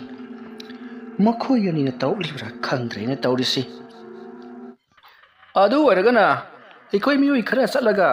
ꯃꯈꯣꯏꯕꯨ ꯊꯤꯔꯨꯁꯤ ꯍꯥꯏꯕ꯭ꯔꯣ? ꯏꯍꯦ, ꯃꯈꯣꯏꯗꯨ ꯑꯩꯈꯣꯏꯅ ꯊꯤꯔꯨꯔꯅꯤ, ꯐꯪꯉꯦꯅ ꯈꯜꯂꯣ, ꯑꯩꯈꯣꯏꯕꯨ ꯑꯣꯠꯄ ꯄꯦꯟꯗ꯭ꯔꯤꯕ꯭ꯔꯥ ꯍꯪꯉꯛꯂꯕꯗꯤ ꯑꯩꯈꯣꯏ ꯀꯔꯤ ꯈꯨꯝꯒꯗꯧꯔꯤꯒꯦ? ꯆꯨꯝꯃꯤ ꯆꯨꯝꯃꯤ, ꯇꯥꯏꯉꯣꯅ ꯍꯥꯏꯕꯤꯔꯤꯕꯗꯨ ꯆꯨꯝꯃꯤ꯫ ꯑꯗꯨꯗꯤ ꯑꯩꯈꯣꯏ ꯀꯝꯗꯧꯅꯤ? ꯀꯝꯗꯧꯕ ꯍꯥꯏꯕꯕꯨ ꯂꯥꯏꯒꯤ ꯅꯣꯡꯗꯝ ꯌꯦꯡꯕ ꯍꯥꯏꯕꯗꯨꯅꯤ꯫ ꯃꯥꯏꯕ ꯃꯥꯏꯕꯤ ꯑꯍꯩꯕ ꯈꯔ ꯇꯧꯔꯒ ꯁꯅꯥ ꯀꯣꯅꯨꯡꯗ ꯆꯠꯂꯒ ꯀꯔꯤ ꯀꯔꯤꯅꯣ ꯈꯔ ꯇꯥꯟꯅꯗ꯭ꯔꯕꯗꯤ ꯑꯩꯈꯣই ꯌꯥꯔꯣꯏꯗꯧꯔꯤ꯫ ꯑꯁꯨꯝꯅ ꯍꯥꯏꯅꯔꯕ ꯃꯇꯨꯡꯗ ꯍꯧꯖꯤꯛꯇꯤ ꯕꯤꯀꯨ ꯑꯃꯗꯤ ꯅꯤꯒꯨ ꯄꯣꯂꯣꯏꯕꯒꯤ ꯊꯧꯔꯝ ꯑꯗꯨꯗ ꯃꯥꯌꯣꯟꯁꯤꯟꯗꯨꯅ ꯃꯈꯣꯏꯒꯤ ꯃꯊꯧ ꯃꯉꯝ ꯄꯥꯡꯊꯣꯛꯄ ꯂꯣꯏꯈꯤ꯫ ꯃꯁꯤꯒꯤ ꯃꯇꯨꯡ ꯑꯁꯣꯝꯗꯅ ꯀꯝꯗꯧꯔꯤ? ꯀꯦꯇꯨꯀꯤ ꯑꯃꯗꯤ ꯂꯩꯔꯤꯛ ꯃꯈꯣꯏ ꯑꯅꯤꯗꯣ ꯆꯥꯛ ꯆꯥꯃꯤꯟꯅꯔꯤ꯫ ꯃꯇꯝ ꯑꯗꯨꯗ ꯀꯦꯇꯨꯀꯤꯅ ꯍꯥꯏ ꯆꯥꯊꯣꯛ ꯑꯦꯛꯖꯥꯝ ꯊꯦꯡꯈꯤꯅꯤꯀꯣ꯫ ꯍꯣꯏ ꯏꯃꯥ, ꯑꯗꯣ ꯏꯃꯥ, ꯑꯩꯅ ꯍꯣꯔꯦꯟ ꯍꯜꯂꯛꯄꯗ ꯃꯔꯣꯏꯗꯣ ꯂꯩꯔꯛꯑꯣꯔꯥ? ꯑꯗꯨꯝꯅ ꯍꯪꯂꯛꯄ ꯑꯗꯨꯗ ꯀꯦꯇꯨꯀꯤꯅ ꯍꯣꯏ ꯍꯥꯏꯗꯨꯅ ꯄꯩꯁꯥ ꯄꯤꯔꯤ꯫ ꯃꯃꯥ ꯃꯆꯥꯅ ꯑꯗꯨꯝꯅ ꯆꯥꯛ ꯆꯥꯃꯤꯟꯅꯔꯤꯉꯩ ꯃꯈꯣꯏꯒꯤ ꯌꯨꯝ ꯑꯗꯨꯗ ꯀꯅꯥꯒꯨꯝꯕ ꯑꯃ ꯂꯥꯛꯇꯨꯅ ꯍꯥꯏ ꯀꯦꯇꯨꯀꯤ ꯍꯥꯏꯗꯨꯅ ꯀꯧꯔꯛꯂꯤ꯫ ꯃꯇꯝ ꯑꯗꯨꯗ ꯀꯦꯇꯨꯀꯤꯅ ꯅꯄꯜ ꯀꯨꯂꯆꯟꯗ꯭ꯔ ꯑꯣꯏꯔ ꯃꯥꯜꯂꯦ, ꯆꯥꯊꯣꯛ ꯏꯃꯥ ꯋꯦꯛꯑꯦ꯫ ꯑꯣ ꯐꯔꯦ ꯑꯗꯨ ꯑꯣꯏꯔꯒꯅꯅꯦ ꯅꯄꯜꯁꯦ ꯐꯤꯗꯥ ꯑꯃ ꯊꯥꯔꯝꯃꯨ, ꯑꯩꯅꯦ ꯃꯄꯥꯟ ꯊꯣꯛꯂꯛꯂꯒꯦꯀꯣ꯫ ꯑꯁꯣꯝꯅ ꯍꯥꯏꯔꯛꯄꯗꯨꯗ ꯀꯦꯇꯨꯀꯤꯒꯤ ꯃꯆꯥꯅꯨꯄꯤ ꯂꯩꯔꯤꯛ ꯃꯄꯥꯟꯗ ꯊꯣꯛꯂꯛꯇꯨꯅ ꯐꯤꯗꯥ ꯊꯥꯔꯤ꯫ ꯀꯨꯂꯆꯟꯗ꯭ꯔ ꯀꯥꯈꯠꯇꯨꯅ ꯐꯝꯂꯤ꯫ ꯍꯥꯏ ꯅꯃꯥꯗꯤ? ꯏꯄꯜ, ꯏꯃꯥꯗꯣ ꯆꯥꯛ ꯆꯥꯍꯧꯔꯤꯕꯅꯤ, ꯂꯣꯏꯍꯧꯔꯕꯅꯤ, ꯀꯣꯂꯤꯛꯇ ꯂꯣꯏꯁꯜꯂꯝꯃꯒ ꯊꯣꯛꯂꯛꯂꯒꯦꯅ ꯍꯥꯏꯍꯧꯕꯅꯤ꯫ ꯀꯥꯏꯗꯦ, ꯍꯥꯏ ꯅꯪꯕꯨ ꯁ꯭ꯀꯨꯜ ꯆꯠꯂꯒꯦꯔꯅꯦ? ꯍꯣ ꯆꯠꯂꯣ, ꯍꯥꯏ ꯉꯥꯎꯁꯟꯅꯒꯅꯨꯀꯣ꯫ ꯑꯁꯨꯝꯅ ꯍꯥꯏꯅꯔꯗꯨꯅ ꯂꯩꯔꯤꯛ ꯃꯍꯥꯛ ꯁ꯭ꯀꯨꯜ ꯆꯠꯈ꯭ꯔꯦ꯫ ꯃꯇꯝ ꯑꯗꯨꯗ ꯀꯦꯇꯨꯀꯤ ꯃꯄꯥꯟꯂꯣꯝꯗ ꯊꯣꯔꯛꯂꯤ꯫ ꯃꯇꯝ ꯑꯗꯨꯗ ꯀꯨꯂꯆꯟꯗ꯭ꯔꯅ ꯍꯥꯏ ꯄꯥꯎ ꯑꯃ ꯇꯥꯔꯦꯍꯦ꯫ ꯀꯔꯤ ꯑꯣꯏꯔꯕꯅꯣ? ꯑꯅꯤꯃꯁꯨ ꯁꯠꯈ꯭ꯔꯦꯗꯅ ꯉꯔꯥꯡ꯫ ꯁꯠꯁꯤꯅꯨ, ꯃꯈꯣꯏꯒꯤ ꯈꯨꯜꯗꯨꯗ ꯇꯨꯝꯃꯗꯤ ꯐꯗꯧꯅꯤ꯫ ꯍꯥꯏ ꯑꯣꯟꯊꯣꯛꯅꯁꯨ ꯍꯩꯅ ꯊꯕꯛ ꯑꯗꯨ ꯄꯥꯡꯊꯣꯛꯈ꯭ꯔꯦ꯫ ꯅꯠꯇꯦ, ꯅꯪꯒꯤꯁꯤꯕꯨ ꯀꯝꯗꯧꯔꯤꯕꯖꯥꯠꯅꯣꯅꯦ ꯍꯩ? ꯑꯩꯅ ꯇꯧꯒꯦꯅ ꯍꯥꯏꯈꯤꯕꯗꯣ? ꯍꯣꯏꯅꯦ, ꯅꯪꯕꯨ ꯁꯨꯡꯁꯣꯏ ꯁꯣꯏꯗꯅ ꯃꯗꯨꯃꯛ ꯇꯧꯈꯤꯕ꯭ꯔꯣ? ꯇꯧꯈꯤꯕꯅꯤ꯫ ꯐꯩ, ꯐꯠꯇꯕ ꯃꯈꯣꯏꯗꯤꯅꯦ ꯋꯥꯔꯛ ꯋꯥꯇꯦꯡꯒꯗꯕꯅꯤ꯫ ꯃꯔꯥꯜ ꯂꯩꯇꯕ ꯃꯤ ꯍꯥꯠꯄꯅꯤ ꯍꯥꯏꯅ ꯈꯟꯒꯅꯨ, ꯃꯔꯥꯜ ꯂꯩꯇꯕ ꯅꯣꯏ ꯇꯥꯟꯊꯣꯔꯛꯂꯤꯕꯁꯤꯗꯤ ꯑꯆꯧ ꯑꯁꯥꯡꯁꯤꯡꯒꯤ ꯋꯥꯗꯃꯛ ꯇꯥꯕ, ꯂꯥꯏꯔꯕ ꯑꯩꯈꯣꯏꯒꯤꯗꯤ ꯋꯥ ꯇꯥꯕꯤꯅꯕ ꯂꯩꯇꯕ ꯃꯤꯁꯤꯡꯁꯤꯗꯤ ꯈꯨꯟꯅꯥꯏ ꯑꯁꯤꯗꯤ ꯃꯔꯨ ꯐꯪꯅ ꯃꯥꯡꯍꯜꯂꯒꯇ ꯐꯒꯗꯕꯅꯤ꯫ ꯃꯁꯤꯗꯤ ꯁꯣꯛꯂꯤꯕ ꯑꯩꯈꯣꯏꯇꯅ ꯈꯪꯒꯅꯤ, ꯁꯣꯛꯇꯕ ꯃꯤꯅꯗꯤ ꯈꯪꯉꯔꯣꯏ꯫ ꯑꯗꯨꯒ ꯋꯥꯐꯝ ꯑꯃꯅ, ꯈꯨꯜ ꯑꯗꯨꯒꯤ ꯃꯤꯌꯥꯝꯅ ꯅꯈꯣꯏ ꯑꯅꯤꯒꯤ ꯃꯔꯝꯗ, ꯍꯥꯏꯕꯗꯤ ꯅꯃꯥ ꯅꯆꯥ ꯑꯅꯤꯒꯤ ꯃꯔꯝꯗ ꯆꯤꯡꯅꯕ ꯈꯔ ꯍꯧꯈ꯭ꯔꯕꯅꯤ꯫ ꯃꯔꯝ ꯑꯗꯨꯅ ꯅꯈꯣꯏ ꯆꯦꯛꯁꯤꯜꯂꯨ ꯋꯥꯉꯥꯡ ꯁꯉꯥꯡꯗ꯫ ꯑꯗꯨꯒꯅꯦ, ꯏꯕꯦꯝꯃ ꯃꯆꯥ ꯑꯁꯤꯗꯤ ꯀꯔꯤꯁꯨ ꯈꯪꯖꯕ ꯅꯠꯆꯗꯦꯗꯣ꯫ ꯑꯗꯨꯅ ꯃꯔꯨ ꯑꯣꯏꯅ ꯅꯪꯒ ꯑꯩꯒꯅꯤ ꯆꯦꯟꯅꯔꯛꯀꯗꯧꯔꯤꯕꯁꯤ꯫ ꯃꯔꯝ ꯑꯗꯨꯅ ꯋꯥꯉꯥꯡ ꯁꯉꯥꯡꯗ ꯀꯣ, ꯈꯪꯉꯦꯗꯅ? ꯍꯣꯏ, ꯑꯩ ꯈꯪꯖꯔꯒꯅꯤ꯫ ꯈꯪꯕ ꯅꯠꯇꯦꯅꯦ, ꯅꯈꯣꯏ ꯅꯨꯄꯤꯗꯤ ꯄꯨꯛꯅꯤꯡꯗ ꯋꯥ ꯑꯔꯣꯠꯄ ꯊꯝꯕ ꯍꯩꯇꯕꯅꯤ꯫ ꯗꯣꯡ ꯍꯦꯛ ꯀꯥꯡꯊꯣꯛꯈ꯭ꯔꯕꯗꯤ ꯀꯔꯤꯒꯨꯝꯕ ꯀꯥꯟꯗ ꯑꯩꯅ ꯅꯉꯣꯟꯗ ꯊꯤꯅ ꯆꯩꯔꯛꯄꯁꯨ ꯃꯌꯥꯏ, ꯃꯗꯣ ꯃꯔꯝ ꯑꯃ ꯂꯩꯔꯕꯅꯤ꯫ ꯃꯗꯨ ꯈꯪꯅ ꯅꯍꯥꯛꯅ ꯊꯕꯛ ꯇꯧꯔꯛꯀꯗꯕꯅꯤꯀꯣ꯫ ꯀꯅꯥꯒꯨꯝꯕ ꯃꯤꯑꯣꯏꯒ ꯂꯥꯛꯄ ꯃꯇꯝꯗ ꯑꯩꯅ ꯅꯉꯣꯟꯗ ꯆꯩꯔꯛꯂꯕ ꯃꯗꯨꯗ ꯅꯪꯁꯨ ꯑꯣꯟꯈꯠꯇꯨꯅ ꯑꯩꯉꯣꯟꯗ ꯆꯩꯔꯛꯇꯨꯅ ꯈꯟꯅꯒꯗꯕꯅꯤꯀꯣ꯫ ꯏꯕꯥꯅꯤꯁꯤ ꯌꯥꯅꯗꯕ ꯁꯥꯒꯗꯕꯅꯤ꯫ ꯐꯔꯦ, ꯅꯪꯁꯨ ꯍꯣꯇꯦꯜ ꯐꯝꯕꯒꯤ ꯃꯇꯝ ꯌꯧꯔꯛꯏꯅꯤ, ꯑꯩꯁꯨ ꯆꯠꯅꯅꯕ ꯇꯧꯔꯒꯦꯀꯣ꯫ ꯑꯁꯨꯝꯅ ꯍꯥꯏꯔꯛꯄꯗꯨꯗ ꯀꯦꯇꯨꯀꯤꯅ ꯍꯣꯏ ꯍꯥꯏꯗꯨꯅ ꯀꯨꯂꯆꯟꯗ꯭ꯔꯕꯨ ꯆꯠꯍꯟꯈ꯭ꯔꯦ꯫ ꯃꯁꯤꯒꯤ ꯃꯇꯨꯡ ꯍꯧꯖꯤꯛꯇꯤ ꯃꯇꯝ ꯑꯗꯨ ꯍꯧꯖꯤꯟꯈ꯭ꯔꯦ꯫ ꯈꯨꯜ ꯑꯗꯨꯒꯤ ꯃꯤꯌꯥꯝ ꯄꯨꯝꯅꯃꯛꯅ ꯑꯃꯥꯏꯕ ꯑꯃꯕꯨ ꯇꯥꯟꯅꯗꯨꯅ ꯌꯦꯡꯕꯗ ꯑꯃꯥꯏꯕ ꯑꯗꯨꯅ ꯈꯨꯜ ꯑꯁꯤꯒꯤ ꯆꯤꯗꯥꯏꯗ ꯍꯩꯅꯧ ꯄꯥꯝꯕꯤ ꯑꯃ ꯍꯧꯔꯤꯕꯁꯤꯒꯤ ꯃꯈꯣꯡꯗ ꯂꯩꯔꯤꯕꯁꯤ ꯂꯥꯏꯃꯨ ꯇꯤꯟꯃꯨ ꯑꯣꯟꯊꯣꯛꯅ ꯌꯥꯝꯈ꯭ꯔꯦ꯫ ꯑꯗꯨꯗꯤ ꯑꯣꯖꯥ ꯃꯥꯏꯕ, ꯃꯁꯤ ꯌꯥꯟꯊꯠꯂꯁꯤꯗꯅ? ꯃꯁꯤ ꯌꯥꯟꯊꯠꯄꯗꯤ ꯌꯥꯈꯤꯔꯣꯏ꯫ ꯃꯁꯤ ꯌꯥꯜꯂꯨꯕꯗ ꯃꯈꯣꯡꯗ ꯂꯩꯔꯤꯕ ꯇꯤꯟꯃꯨ ꯂꯥꯏꯃꯨ ꯃꯌꯥꯝ ꯑꯁꯤ ꯂꯩꯐꯝ ꯂꯩꯇꯗꯅ ꯆꯥꯏꯊꯣꯔꯛꯇꯅ ꯃꯤ ꯄꯨꯝꯅꯃꯛꯇꯤ ꯁꯣꯛꯇꯅ ꯃꯤ ꯄꯨꯝꯅꯃꯛ ꯉꯥꯎꯅ ꯐꯩꯅ ꯅꯥꯒꯗꯧꯔꯤꯕꯅꯤꯗꯣ꯫ ꯅꯥꯕꯗ ꯅꯠꯇꯦ, ꯁꯤꯔꯥꯏ ꯃꯔꯥꯏꯒꯗꯧꯔꯤꯕꯅꯤ꯫ ꯐꯔꯦ ꯐꯔꯦ ꯍꯩꯅꯧ ꯑꯁꯤ ꯌꯥꯟꯗ꯭ꯔꯤꯉꯩꯒꯤ ꯃꯊꯛꯇ ꯂꯥꯏꯃꯨ ꯇꯤꯟꯃꯨꯁꯤꯡ ꯑꯁꯤ ꯀꯗꯥꯏꯗꯅꯣ ꯑꯃ ꯍꯣꯏꯗꯣꯛꯂꯦ ꯍꯥꯏꯔꯒ ꯃꯈꯣꯏꯒꯤ ꯃꯐꯝ ꯖꯒꯥ ꯑꯃ ꯁꯦꯝꯕꯤꯗ꯭ꯔꯒꯗꯤ ꯌꯥꯔꯣꯏꯗꯧꯔꯤ ꯑꯗꯣ ꯑꯣꯖꯥ ꯃꯥꯏꯕ ꯀꯝꯗꯧꯅ ꯃꯁꯤꯕꯨ ꯇꯧꯔꯛꯂꯤꯕꯖꯥꯠꯅꯣ ꯅꯠꯇꯦ ꯀꯅꯥ ꯀꯅꯥꯒꯨꯝꯕꯅ ꯂꯥꯏ ꯁꯥꯟꯅꯔꯨꯕꯗꯒꯤ ꯊꯕꯛ ꯑꯁꯤ ꯇꯧꯔꯛꯂꯤꯕꯖꯥꯠꯂꯣ ꯇꯥꯏꯉꯣ ꯑꯗꯨꯒꯨꯝꯕꯗꯤ ꯀꯔꯤꯃꯠꯇ ꯂꯩꯇꯦ ꯑꯗꯨꯕꯨ ꯂꯥꯏ ꯁꯥꯟꯅꯕꯗꯒꯤ ꯑꯣꯏꯔꯛꯂꯤꯕꯅꯤ ꯑꯗꯨꯒ ꯂꯥꯏ ꯁꯥꯟꯅꯔꯤꯕ ꯑꯁꯤꯁꯨ ꯅꯈꯣꯏꯒꯤ ꯈꯨꯜꯗ ꯁꯥꯟꯅꯕ ꯅꯠꯇꯦ ꯑꯇꯣꯞꯄ ꯈꯨꯜꯗꯅꯤ ꯃꯁꯤꯗꯒꯤ ꯂꯥꯏꯗꯨ ꯀꯥꯞꯂꯛꯂꯦ ꯍꯥꯏꯔꯒ ꯍꯩꯅꯧ ꯃꯈꯣꯡꯗꯨꯗ ꯗꯨꯝ ꯇꯥꯁꯜꯂꯒ ꯃꯗꯨꯗꯒꯤ ꯆꯥꯏꯊꯔꯛꯄ ꯃꯌꯥꯝꯗꯨꯅ ꯃꯌꯥꯝ ꯑꯁꯤ ꯁꯣꯛꯂꯒ ꯃꯊꯪ ꯁꯤꯔꯛꯈꯤꯅꯤ ꯌꯥꯝꯅ ꯁꯤꯔꯛꯈꯤꯅꯤ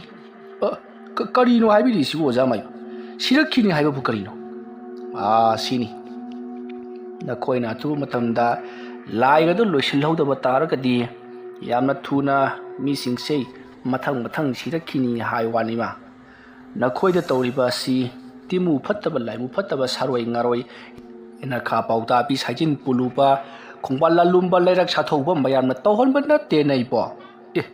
ꯑꯗꯨꯗꯤ ꯑꯣꯖꯥ ꯃꯥꯏꯕ ꯑꯗꯨꯗꯤ ꯃꯤꯅ ꯇꯧꯍꯜꯂꯤꯕ꯭ꯔꯣ ꯏꯍꯦ ꯃꯌꯥꯝ ꯄꯨꯝꯅꯃꯛ ꯇꯥꯕꯤꯌꯨꯀꯣ ꯃꯁꯤ ꯅꯈꯣꯏꯒꯤ ꯈꯨꯟꯒꯤ ꯑꯩꯈꯣꯏꯅ ꯂꯥꯠꯆꯔꯤꯕ ꯂꯥꯏ ꯑꯁꯤꯅ ꯇꯧꯍꯜꯂꯤꯕꯅꯤ ꯈꯨꯟꯒꯤ ꯂꯥꯏꯔꯦꯝꯕꯤꯅ ꯇꯧꯍꯜꯂꯛꯄꯅꯤꯅꯦ ꯀꯔꯤꯅꯣ ꯍꯥꯏꯁꯤ ꯑꯩꯈꯣꯏꯅ ꯊꯥꯖꯅ ꯆꯍꯤ ꯀꯨꯝꯖꯥ ꯈꯨꯗꯤꯡꯒꯤ ꯂꯥꯠꯆꯔꯤꯕ ꯍꯔꯥꯎ ꯃꯊꯣꯏ ꯀꯠꯇꯨꯅ ꯃꯍꯥꯛꯄꯨ ꯑꯩꯈꯣꯏꯅ ꯁꯥꯟꯅꯕꯤꯔꯤꯕ ꯑꯁꯤꯕꯨ ꯑꯩꯈꯣꯏꯗ ꯑꯣꯏꯅ ꯑꯋꯥꯕ ꯄꯤꯔꯕ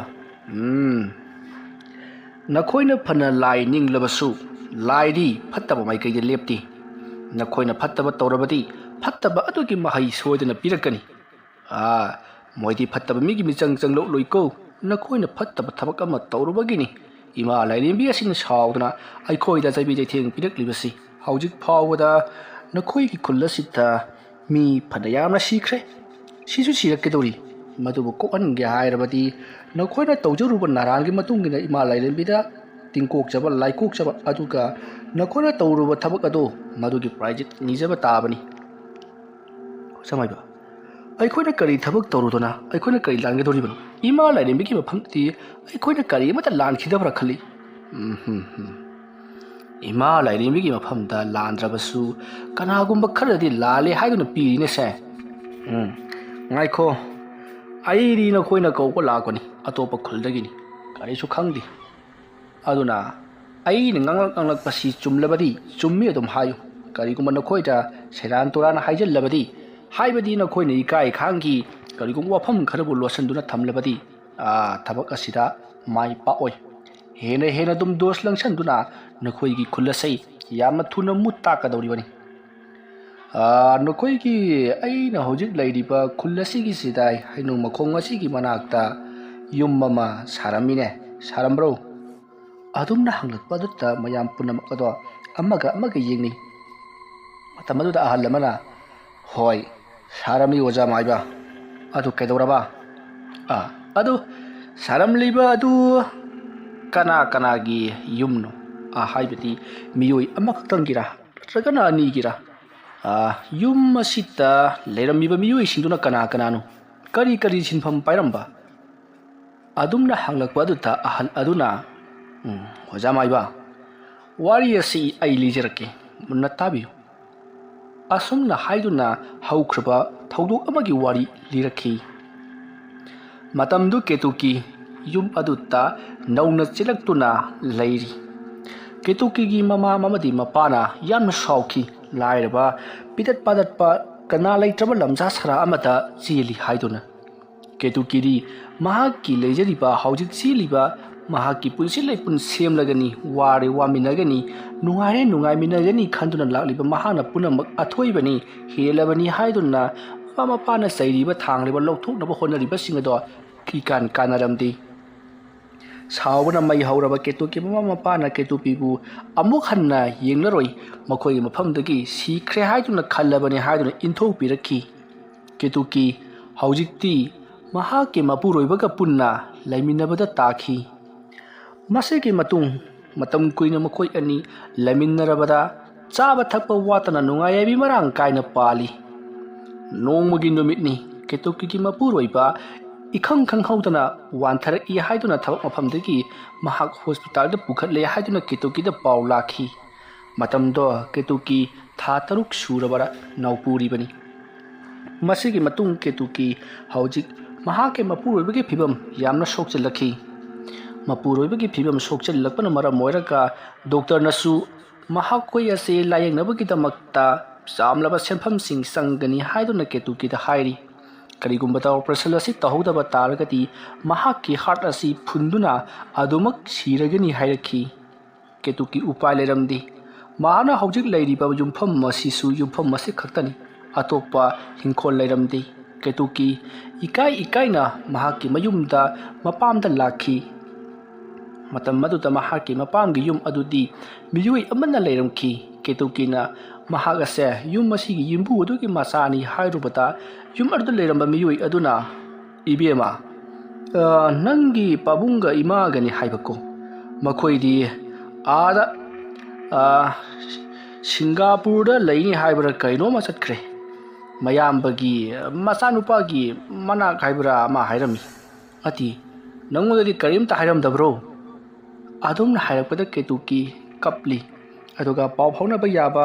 कंटेक्ट नंबर गा लैगद्रा हाइदुना हंगबदा अदुगुम्बा सोमता लैजदी हाइदुना होजी होजी युम अदुबु लैहौरिबा मियोय अदुना हाइरकली युम मसिदी नखोइगे नपाबुंगना इङोंदा होंगना योंथोक्लंबनी हाइदुना वारी सारकली मतम अदुता केतुकीना महाकी मपुरोइबदो होजी होजी नादुना लैरी मरम अदुना मतेंग खजिता पांगबियो हाइरुबदा युमबु अदुना सु याबिरक्तुना पैसा खरा मतेंग पांगबिरखी अदुबु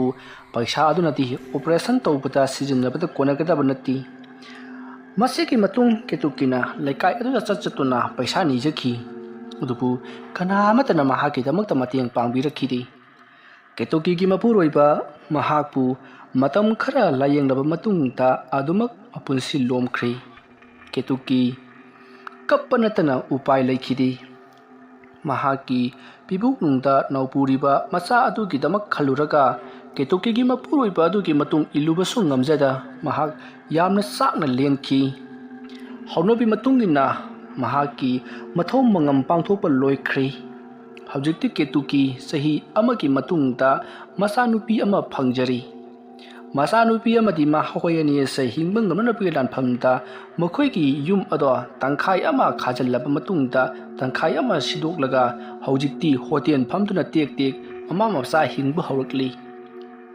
केतुकी थुदु हेंदुना मसक मतौ फजबा इंग तप्पा नुपी अमनी लेपखिबदा होंगदबा पुक्चेन चप युंगना लेपा महाक अदुगे मतक होनबा कनबा थौना लैबा नुपी अमनी महाकी मचानुपी लैरिक नोमुगी assume assume चौखलकली केतुकीसु hotel अदुना तौदुना take take साबा थक्पा वातबा ममा मचा अमा हाइबतो ओइरकली नोमुगी नुमितनी केतुकीगी मपादगी युम अदो लहौबा निपा अदो केतुकीना होटेल फम मफम अदुदा लाकली मतम अदुदा निपा अदुना इबेमदी होटेल गा फमदुना लैरबोइरे अदुमना हाइरकपा अदुता केतुकीना आई अदोंगे पैसादो काउजती आई सोदना सिंगकनी हाइदुना हाइरोबदा मियोय अदुना हे आईदी पैसादुगी लाकपा नतेने नंगी लेफम खंगदोक्लुगे हाइदना लाकपनी अदुगी सुमथक्ता आइना पैसादो नंगोंदा मतेंग पांखरबनी ताइमु अदुनो आइंगोंदा होना लम्मदो योंथोकपिरमलिबदुदी आइना सु नंगी नतेंग पांबा कैसु काइदी ताइमु होइदुसु अंगकपनी नंगबु हुंदोकपिरमले हायरगा थनमलिबसी सावी हाइतबोदुम तौबो हौनब्रो इना खुनबा सिंखिना तौरिबसी येगोने मखोइगा लेंगा चानबा मी थीरक्लबदी मखोइना मतेंग पिसनदुना हेरा नुंगाइमिनै इबुंगोदो आई वारी लोइना मखंगले निसा पुसा चाबा nganगति अदुमक वखल लौसिन ताबा ngang नखोइगी इमा बाबाना सेंबिरबदी कैसु लेबा थबक ngati अदुमना तौरगा नुंगाइना लेमिनबा याबा अदुबु लाइरबदो वोंगनि हाइदना सावदना मखोइना सिंगापुर दा चटख्रेदना अदुबु नैबेमा कैसु खलुनु अखोइ पुनमगसे असिबगी मनाइ ngактani नोंग नत्रगा नोंगमदी कल्ले हाइरिबा मी फावबा लोइनमक सिगदौरिबनिको अदुन थौना लयु नुपी मचा अमा थनमेदना हाइ अदुना कराइ चख्रबा अदुमना हाइरकपदुदा केतुकीना लैरिक्ति सानबा चलमगनि हाइरि मतमरुदा मियोय अदुना ꯍꯥꯏ ꯃꯍꯥꯛꯄꯨ ꯌꯥꯝꯅ ꯑꯉꯥꯡ ꯑꯣꯏꯔꯤꯕ꯭ꯔꯥꯅꯦ ꯁ꯭ꯀꯨꯜ ꯈꯔ ꯆꯠꯍꯜꯂꯨꯅꯦ ꯑꯗꯨꯝꯅ ꯍꯥꯏꯔꯛꯄꯗ ꯀꯦꯇꯨꯀꯤꯅ ꯃꯍꯥꯛꯇꯤ ꯆꯠꯄ ꯐꯥꯎꯕ ꯉꯝꯗ꯭ꯔꯤ ꯌꯥꯝꯅ ꯑꯉꯥꯡ ꯑꯣꯏꯔꯤ ꯃꯈꯣꯏꯒꯤ ꯃꯆꯦꯁꯤꯡ ꯃꯅꯦꯝꯁꯤꯡꯅ ꯄꯣꯗꯨꯅ ꯄꯨꯊꯣꯛꯄꯤꯈꯤꯕꯅꯤ ꯉꯥꯏꯍꯥꯛꯇ ꯄꯨꯊꯣꯛꯎ ꯍꯥꯏꯕꯗꯒꯤ ꯍꯥꯏꯗꯨꯅ ꯍꯥꯏꯔꯛꯄꯗ ꯃꯤꯑꯣꯏ ꯑꯗꯨꯅ ꯑꯣ ꯐꯔꯦ ꯑꯉꯥꯡꯗꯨꯅ ꯆꯥꯎꯔꯛꯂꯕ ꯃꯇꯝꯗ ꯑꯩꯒꯤ ꯁ꯭ꯀꯨꯜ ꯑꯃ ꯂꯩ ꯃꯗꯨꯗ ꯃꯤꯡ ꯆꯟꯗꯨꯅ ꯃꯍꯥꯛꯄꯨ ꯑꯩꯅ ꯂꯦꯝꯅ ꯇꯝꯍꯟꯕꯤꯒꯗꯧꯔꯤꯕꯅꯤꯀꯣ ꯅꯨꯡꯉꯥꯏꯇꯦꯅꯦꯍꯦ ꯅꯣꯏꯒꯤ ꯋꯥꯔꯤꯁꯦ ꯇꯥꯕꯗ ꯑꯗꯨꯁꯨ ꯍꯥꯏꯒꯦꯗꯅ ꯂꯥꯛꯂꯤꯕꯅꯤ ꯐꯔꯦ ꯑꯁꯨꯝꯅ ꯍꯥꯏꯗꯨꯅ ꯀꯦꯇꯨꯀꯤꯅ ꯄꯤꯕ ꯆꯥ ꯕꯣꯔꯥ ꯈꯔ ꯊꯛ ꯆꯥꯔꯕ ꯃꯇꯨꯡꯗ ꯍꯟꯈ꯭ꯔꯤ ꯀꯦꯇꯨꯀꯤꯅ ꯈꯜꯂꯤ ꯍꯧꯖꯤꯛꯀꯤ ꯃꯇꯝ ꯑꯁꯤꯗ ꯄꯨꯛꯆꯦꯜ ꯆꯥꯎꯕ ꯃꯤꯅꯨꯡꯁꯤ ꯈꯪꯕ ꯃꯤꯁꯨ ꯂꯩꯔꯤꯕ ꯋꯥ ꯑꯣꯏꯔꯦ ꯈꯜꯂꯗꯨꯅ ꯃꯍꯥꯛ ꯅꯨꯄꯥ ꯑꯗꯨꯅ ꯆꯠꯈꯤꯕꯗꯣ ꯌꯦꯡꯗꯨꯅ ꯂꯩꯍꯧꯔꯤ ꯅꯨꯄꯥ ꯑꯗꯣ ꯀꯅꯥꯁꯨ ꯅꯠꯇꯦ ꯀꯨꯂꯆꯟꯗ꯭ꯔꯅꯤ ꯃꯇꯝ ꯑꯗꯨꯗ ꯀꯦꯇꯨꯀꯤꯅ ꯑꯣ ꯃꯈꯣꯏꯒꯨꯝꯕꯁꯤ ꯂꯩꯕꯁꯤꯅꯅꯤꯅꯦ ꯄ꯭ꯔꯤꯊꯤꯕꯤꯁꯦ ꯍꯧꯖꯤꯛ ꯐꯥꯎꯕ ꯍꯤꯡꯖꯔꯤꯕꯁꯤ ꯑꯗꯨꯝꯅ ꯈꯟꯗꯨꯅ ꯂꯩꯔꯤꯉꯩ ꯃꯈꯣꯏ ꯅꯨꯄꯥ ꯈꯔ ꯆꯪꯉꯛꯂꯒ ꯏꯇꯩꯃ ꯑꯩꯈꯣꯏꯒꯤ ꯆꯥ ꯕꯣꯔꯥ ꯄꯤꯌꯨ ꯍꯣꯏ ꯏꯕꯨꯡꯉꯣ ꯏꯇꯩꯃꯒꯤ ꯆꯥ ꯕꯣꯔꯥꯁꯤ ꯅꯣꯡꯃꯒꯤ ꯆꯥꯍꯧꯗ꯭ꯔꯕꯗꯤ ꯑꯩꯈꯣꯏꯗꯤ ꯇꯨꯝꯕ ꯑꯝꯇ ꯌꯥꯗꯦ ꯍꯥꯏꯖꯔꯤꯕ ꯏꯕꯨꯡꯉꯣ ꯈꯣꯏꯅ ꯅꯨꯡꯁꯤꯕꯤꯕꯒꯤ ꯄꯉꯥꯡ ꯉꯥꯡꯕꯅꯤꯗ ꯍꯣꯏꯅꯦ ꯏꯇꯩꯃꯁꯤ ꯑꯩꯈꯣꯏꯅ ꯅꯨꯡꯁꯤꯖꯈ꯭ꯔꯕ ꯀꯩ ꯍꯥꯏꯒꯦ ꯃꯥꯅꯦ ꯑꯩꯈꯣꯏꯒꯤ ꯏꯇꯥꯎꯁꯤꯗꯤ ꯏꯇꯩꯃꯗ ꯄꯨꯡꯉꯥꯎ ꯉꯥꯎꯔꯕꯅꯦ ꯁꯥꯟꯅꯔꯤꯕ ꯉꯥꯡꯂꯤꯕꯗꯨ ꯀꯦꯇꯨꯀꯤ ꯈꯖꯤꯛꯇꯪ ꯌꯦꯡꯕꯗ ꯈꯪꯉꯤ ꯑꯗꯨꯕꯨ ꯀꯦꯇꯨꯀꯤ ꯈꯪꯆꯤꯟꯅꯗꯦ ꯃꯍꯥꯛꯅ ꯇꯧꯒꯗꯕ ꯊꯕꯛ ꯑꯗꯨꯗ ꯑꯗꯨꯃꯛ ꯇꯧꯔꯤ ꯑꯗꯨꯒ ꯃꯈꯣꯏꯅ ꯄꯤꯌꯨ ꯍꯥꯏꯔꯤꯕ ꯆꯥꯗꯣ ꯄꯤꯈ꯭ꯔꯤ ꯕꯣꯔꯥ ꯄꯤꯈ꯭ꯔꯤ ꯃꯇꯝ ꯑꯗꯨꯗ ꯅꯨꯄꯥꯁꯤꯡ ꯑꯗꯨꯅ ꯀꯔꯟ ꯇꯥꯒꯨꯝ ꯀꯔꯤꯒꯨꯝ ꯁꯩꯇ ꯏꯇꯩꯃꯅ ꯁꯤꯒꯤ ꯁꯪꯇꯞ ꯑꯁꯤꯗ ꯑꯉꯥꯡ ꯃꯆꯥꯗꯧꯅ ꯂꯩꯕꯗꯨ ꯑꯩꯈꯣꯏ ꯅꯅꯥꯎꯈꯣꯏꯗꯤ ꯑꯣꯟꯊꯣꯛꯅ ꯅꯨꯡꯉꯥꯏꯖꯈ꯭ꯔꯤꯗꯦ ꯑꯩꯈꯣꯏꯗꯤ ꯏꯇꯩꯃꯣꯏꯒꯨꯝꯕ ꯒ꯭ꯌꯥꯟ ꯇꯥꯕ ꯃꯁꯛ ꯃꯇꯧ ꯆꯪꯈꯣꯟꯕ ꯅꯨꯄꯤ ꯑꯃꯕꯨ ꯐꯪꯂꯕꯗꯤ ꯃꯧ ꯑꯣꯏꯒꯦꯔꯥ ꯑꯃ ꯑꯣꯏꯒꯦꯔꯥ ꯑꯩꯈꯣꯏꯗꯤꯅꯦ ꯏꯅꯥꯛꯇ ꯊꯝꯅꯤꯡꯉꯦ ꯍꯥꯏꯖꯤꯅꯤ ꯑꯩꯈꯣꯏꯗꯤ ꯀꯩꯗꯧꯗꯣꯏꯅꯣ ꯍꯧꯖꯤꯛꯀꯥꯟꯒꯤ ꯂꯩꯁꯥꯕꯤꯅꯤꯁꯨ ꯈꯪꯗꯕ ꯃꯧꯅꯁꯨ ꯈꯪꯗꯕ ꯃꯌꯥꯝꯁꯤ ꯂꯧꯔꯒ ꯑꯗꯨꯒꯤ ꯁꯔꯨꯛꯄꯨꯗꯤ ꯏꯇꯩꯃꯣꯏꯒꯨꯝꯕ ꯂꯥꯏꯕꯛ ꯊꯤꯔꯕ ꯑꯃ ꯂꯩꯃꯤꯟꯅꯕꯗ ꯀꯩꯁꯨ ꯀꯥꯏꯕ ꯂꯩꯇꯦ ꯑꯗꯨꯝꯅ ꯍꯥꯏꯔꯛꯄꯗꯨꯗ ꯀꯦꯇꯨꯀꯤ ꯈꯔ ꯁꯥꯎꯔꯞ ꯏꯕꯨꯡꯉꯣ ꯅꯈꯣꯏ ꯆꯥ ꯊꯛꯄꯁꯨ ꯂꯣꯏꯔꯕꯅꯤꯅ ꯍꯟꯅꯅꯕ ꯇꯧꯔꯣ ꯑꯩꯗꯣ ꯊꯕꯛ ꯑꯃ ꯆꯠꯀꯦ ꯇꯧꯕꯅꯤ ꯑꯗꯨꯅ ꯍꯣꯇꯦꯜꯁꯦ ꯂꯣꯏꯁꯤꯜꯂꯒꯦ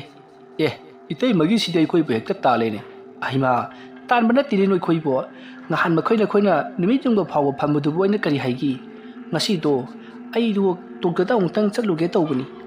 ꯗꯣꯛꯇꯔꯗ ꯃꯥꯏꯁꯤꯕꯨ ꯀꯔꯤ ꯑꯣꯏꯔꯖꯥꯠꯅꯣ ꯍꯪꯉꯨꯗꯅ ꯏꯇꯩꯃ ꯗꯣꯛꯇꯔ ꯆꯠꯇꯣꯏꯁꯦ ꯀꯔꯤꯒꯤ ꯑꯣꯏꯔꯕꯅꯣ ꯑꯗꯨꯝꯅ ꯍꯥꯏꯔꯛꯄꯗꯨꯗ ꯀꯦꯇꯨꯀꯤꯅ ꯃꯍꯥꯛ ꯃꯁꯥ ꯈꯔ ꯅꯨꯡꯉꯥꯏꯇꯦ ꯑꯗꯨꯗꯨꯒꯤꯅꯤ ꯑꯗꯨꯝꯅ ꯍꯥꯏꯔꯛꯄꯗ ꯃꯤꯑꯣꯏꯁꯤꯡ ꯑꯗꯨꯅ ꯈꯪꯗ꯭ꯔꯦꯗ ꯏꯇꯩꯃ ꯒ꯭ꯌꯥꯟꯒ ꯇꯥꯕ ꯅꯠꯇꯦ ꯏꯇꯩꯃ ꯍꯣꯏꯅ ꯍꯛꯆꯥꯡ ꯅꯨꯡꯉꯥꯏꯇꯗꯅ ꯗꯣꯛꯇꯔ ꯆꯠꯄꯁꯤ ꯑꯩꯈꯣꯏꯗꯤ ꯆꯤꯡꯗ ꯆꯤꯡꯅꯩꯗ ꯑꯗꯨꯝꯅ ꯀꯔꯦꯝꯅꯒꯨꯝ ꯀꯔꯤꯒꯨꯝ ꯇꯧꯔꯝꯂꯒ ꯆꯠꯈꯤ ꯀꯦꯇꯨꯀꯤ ꯃꯈꯣꯏ ꯆꯠꯈ꯭ꯔꯤꯕ ꯄꯥꯈꯪ ꯃꯆꯥꯁꯤꯡ ꯑꯗꯨꯗ ꯌꯥꯝꯅ ꯁꯥꯎꯅ ꯌꯦꯡꯗꯨꯅ ꯂꯩꯍꯧꯔꯤ ꯉꯥꯏꯍꯥꯛ ꯂꯩꯔꯒ ꯃꯍꯥꯛꯀꯤ ꯃꯆꯥꯅꯨꯄꯤ ꯂꯥꯏꯔꯤꯛꯁꯨ ꯁꯥꯟꯅꯕ ꯆꯠꯃꯤꯟꯅꯈꯤꯕ ꯃꯆꯦꯁꯤꯡ ꯑꯗꯨꯅ ꯄꯨꯗꯨꯅ ꯂꯥꯛꯂꯤ ꯑꯗꯨꯒ ꯂꯥꯛꯂꯤꯕ ꯑꯉꯥꯡꯁꯤꯡ ꯑꯗꯨꯗ ꯀꯦꯇꯨꯀꯤꯅ ꯆꯥꯅꯅꯕ ꯍꯥꯏꯗꯨꯅ ꯑꯆꯥ ꯑꯊꯛ ꯀꯌꯥ ꯑꯃꯁꯨ ꯄꯤꯕꯤꯔꯤ ꯑꯉꯥꯡ ꯑꯗꯨ ꯄꯨꯊꯣꯛꯄꯤꯕꯒꯤꯗꯃꯛꯇ ꯑꯁꯨꯝꯅ ꯇꯧꯗꯨꯅ ꯀꯦꯇꯨꯀꯤ ꯂꯩꯔꯛꯄꯅ ꯆꯍꯤ ꯈꯔ ꯍꯧꯈ꯭ꯔꯤ ꯍꯧꯖꯤꯛꯇꯤ ꯂꯥꯏꯔꯤꯛꯁꯨ ꯆꯍꯤ 6-7 ꯁꯨꯖꯜꯂꯛꯂꯤ ꯑꯗꯨꯒ ꯀꯨꯂꯆꯟꯗ꯭ꯔꯒꯤ ꯁ꯭ꯀꯨꯜꯗ ꯃꯍꯥꯛ ꯃꯤꯡ ꯆꯟꯗꯨꯅ ꯁꯥꯇ꯭ꯔ ꯑꯃ ꯑꯣꯏꯅ ꯂꯥꯏꯔꯤꯛ ꯇꯝꯕ ꯍꯧꯈ꯭ꯔꯕꯅꯤ ꯅꯣꯡꯃꯒꯤ ꯅꯨꯃꯤꯠꯅꯤ ꯃꯈꯣꯏ ꯅꯍꯥꯟꯗꯒꯤ ꯂꯥꯛꯂꯤꯕ ꯅꯨꯄꯥꯁꯤꯡ ꯑꯗꯣ ꯅꯣꯡꯃꯒꯤ ꯀꯔꯟ ꯇꯥꯕ ꯑꯁꯨꯝ ꯍꯦꯟꯖꯜꯂꯛꯂꯤ ꯃꯈꯣꯏꯁꯤꯡ ꯑꯗꯨꯒꯤ ꯃꯔꯛꯇ ꯅꯨꯄꯤ ꯊꯤꯕꯁꯨ ꯌꯥꯎꯔꯕꯅꯤ ꯃꯇꯝ ꯑꯗꯨꯗ ꯀꯦꯇꯨꯀꯤꯅ ꯌꯥꯝꯅ ꯁꯥꯎꯅ ꯅꯨꯃꯤꯠꯇꯣ ꯅꯨꯄꯥ ꯃꯆꯥ ꯑꯃꯒꯤ ꯃꯃꯥꯏꯗ ꯈꯨꯄꯥꯛꯅ ꯊꯥꯗꯨꯅ ꯌꯥꯝꯅ ꯊꯤꯅ ꯈꯠꯅꯈꯤ ꯅꯨꯄꯥ ꯃꯆꯥ ꯑꯗꯨꯅ ꯌꯨ ꯈꯔ ꯊꯛꯆꯜꯂꯒ ꯀꯦꯇꯨꯀꯤꯗ ꯇꯥꯕ ꯅꯨꯡꯉꯥꯏꯇꯕ ꯋꯥꯍꯩ ꯋꯥꯇꯥꯁꯤꯡ ꯍꯥꯏꯕꯒ ꯂꯣꯏꯅꯅ ꯃꯍꯥꯛꯀꯤ ꯃꯅꯥꯛꯇ ꯆꯪꯁꯤꯜꯂꯒ ꯃꯁꯥ ꯄꯥꯏꯔꯨꯔꯤ ꯃꯁꯤꯗꯒꯤꯗꯤ ꯎꯪꯈꯠꯅꯔꯛꯇꯨꯅ ꯀꯦꯇꯨꯀꯤꯅ ꯈꯨꯄꯥꯛꯅ ꯊꯥꯕꯇ ꯅꯠꯇꯅ ꯃꯍꯥꯛꯅ ꯕꯣꯔꯥ ꯍꯧꯕꯗ ꯁꯤꯖꯤꯟꯅꯕ ꯖꯔꯞ ꯑꯗꯨꯅꯁꯨ ꯐꯨꯗꯨꯅ ꯌꯥꯝꯅ ꯊꯤꯅ ꯏꯀꯥꯏꯕ ꯄꯤꯈꯤ ꯅꯨꯃꯤꯠꯇꯣ ꯀꯦꯇꯨꯀꯤ ꯁꯥꯎꯅꯤꯡꯃꯟꯈꯤꯕꯅ ꯈꯟꯊꯍꯧꯗꯕ ꯍꯥꯏꯕꯗꯨꯅꯤ ꯑꯗꯨꯝꯅ ꯌꯥꯝꯅ ꯊꯤꯅ ꯈꯟꯅ ꯆꯩꯅꯕ ꯊꯣꯛꯈꯤꯕꯗꯨꯗ ꯅꯨꯄꯥꯁꯤꯡ ꯑꯗꯨꯅ ꯀꯦꯇꯨꯀꯤꯕꯨ ꯁꯤꯡꯈ꯭ꯔꯕꯅꯤ ꯃꯁꯤꯒꯤ ꯃꯇꯨꯡ ꯅꯣꯡꯃꯒꯤ ꯅꯨꯃꯤꯠꯅꯤ ꯅꯨꯄꯥꯁꯤꯡ ꯑꯗꯨꯅ ꯋꯥ ꯇꯥꯅꯩ ꯂꯩꯀꯥꯏ ꯑꯗꯨꯒꯤ ꯈꯨꯜ ꯑꯗꯨꯒꯤ ꯃꯤꯌꯥꯝ ꯃꯃꯥꯡ ꯑꯗꯨꯗ ꯑꯩꯈꯣꯏꯕꯨ ꯀꯌꯥꯗ ꯊꯤꯅ ꯏꯀꯥꯏꯕ ꯄꯤꯈꯤꯕ ꯃꯥꯕꯨꯗꯤ ꯑꯩꯈꯣꯏꯅ ꯂꯦꯝꯅ ꯈꯛꯇꯣꯛꯂꯣꯏ ꯃꯍꯥꯛꯀꯤ ꯕꯣꯔꯥ ꯍꯧꯔꯤꯕ ꯖꯔꯞ ꯑꯗꯨ ꯑꯁꯥꯕꯗꯨꯃꯛꯇꯅ ꯑꯩꯒꯤ ꯃꯥꯏ ꯑꯁꯤꯗ ꯍꯟꯖꯤꯟ ꯀꯟꯈꯤꯕꯅꯤ ꯏꯇꯥꯎ ꯃꯗꯣ ꯂꯦꯝꯅ ꯊꯥꯕ ꯌꯥꯔꯣꯏ ꯃꯍꯥꯛꯄꯨ ꯑꯩꯈꯣꯏꯅ ꯅꯝꯗꯨꯅ ꯃꯥꯡꯍꯟꯒꯗꯕꯅꯤ ꯏꯇꯥꯎ ꯃꯗꯨꯗꯤ ꯁꯣꯏꯗ꯭ꯔꯕꯅꯤ ꯑꯗꯨꯕꯨ ꯂꯨꯔꯤꯕꯗꯤ ꯑꯩꯈꯣꯏꯅ ꯃꯉꯣꯟꯗ ꯊꯕꯛ ꯑꯗꯨ ꯄꯥꯡꯊꯣꯛꯄ ꯃꯇꯝꯗ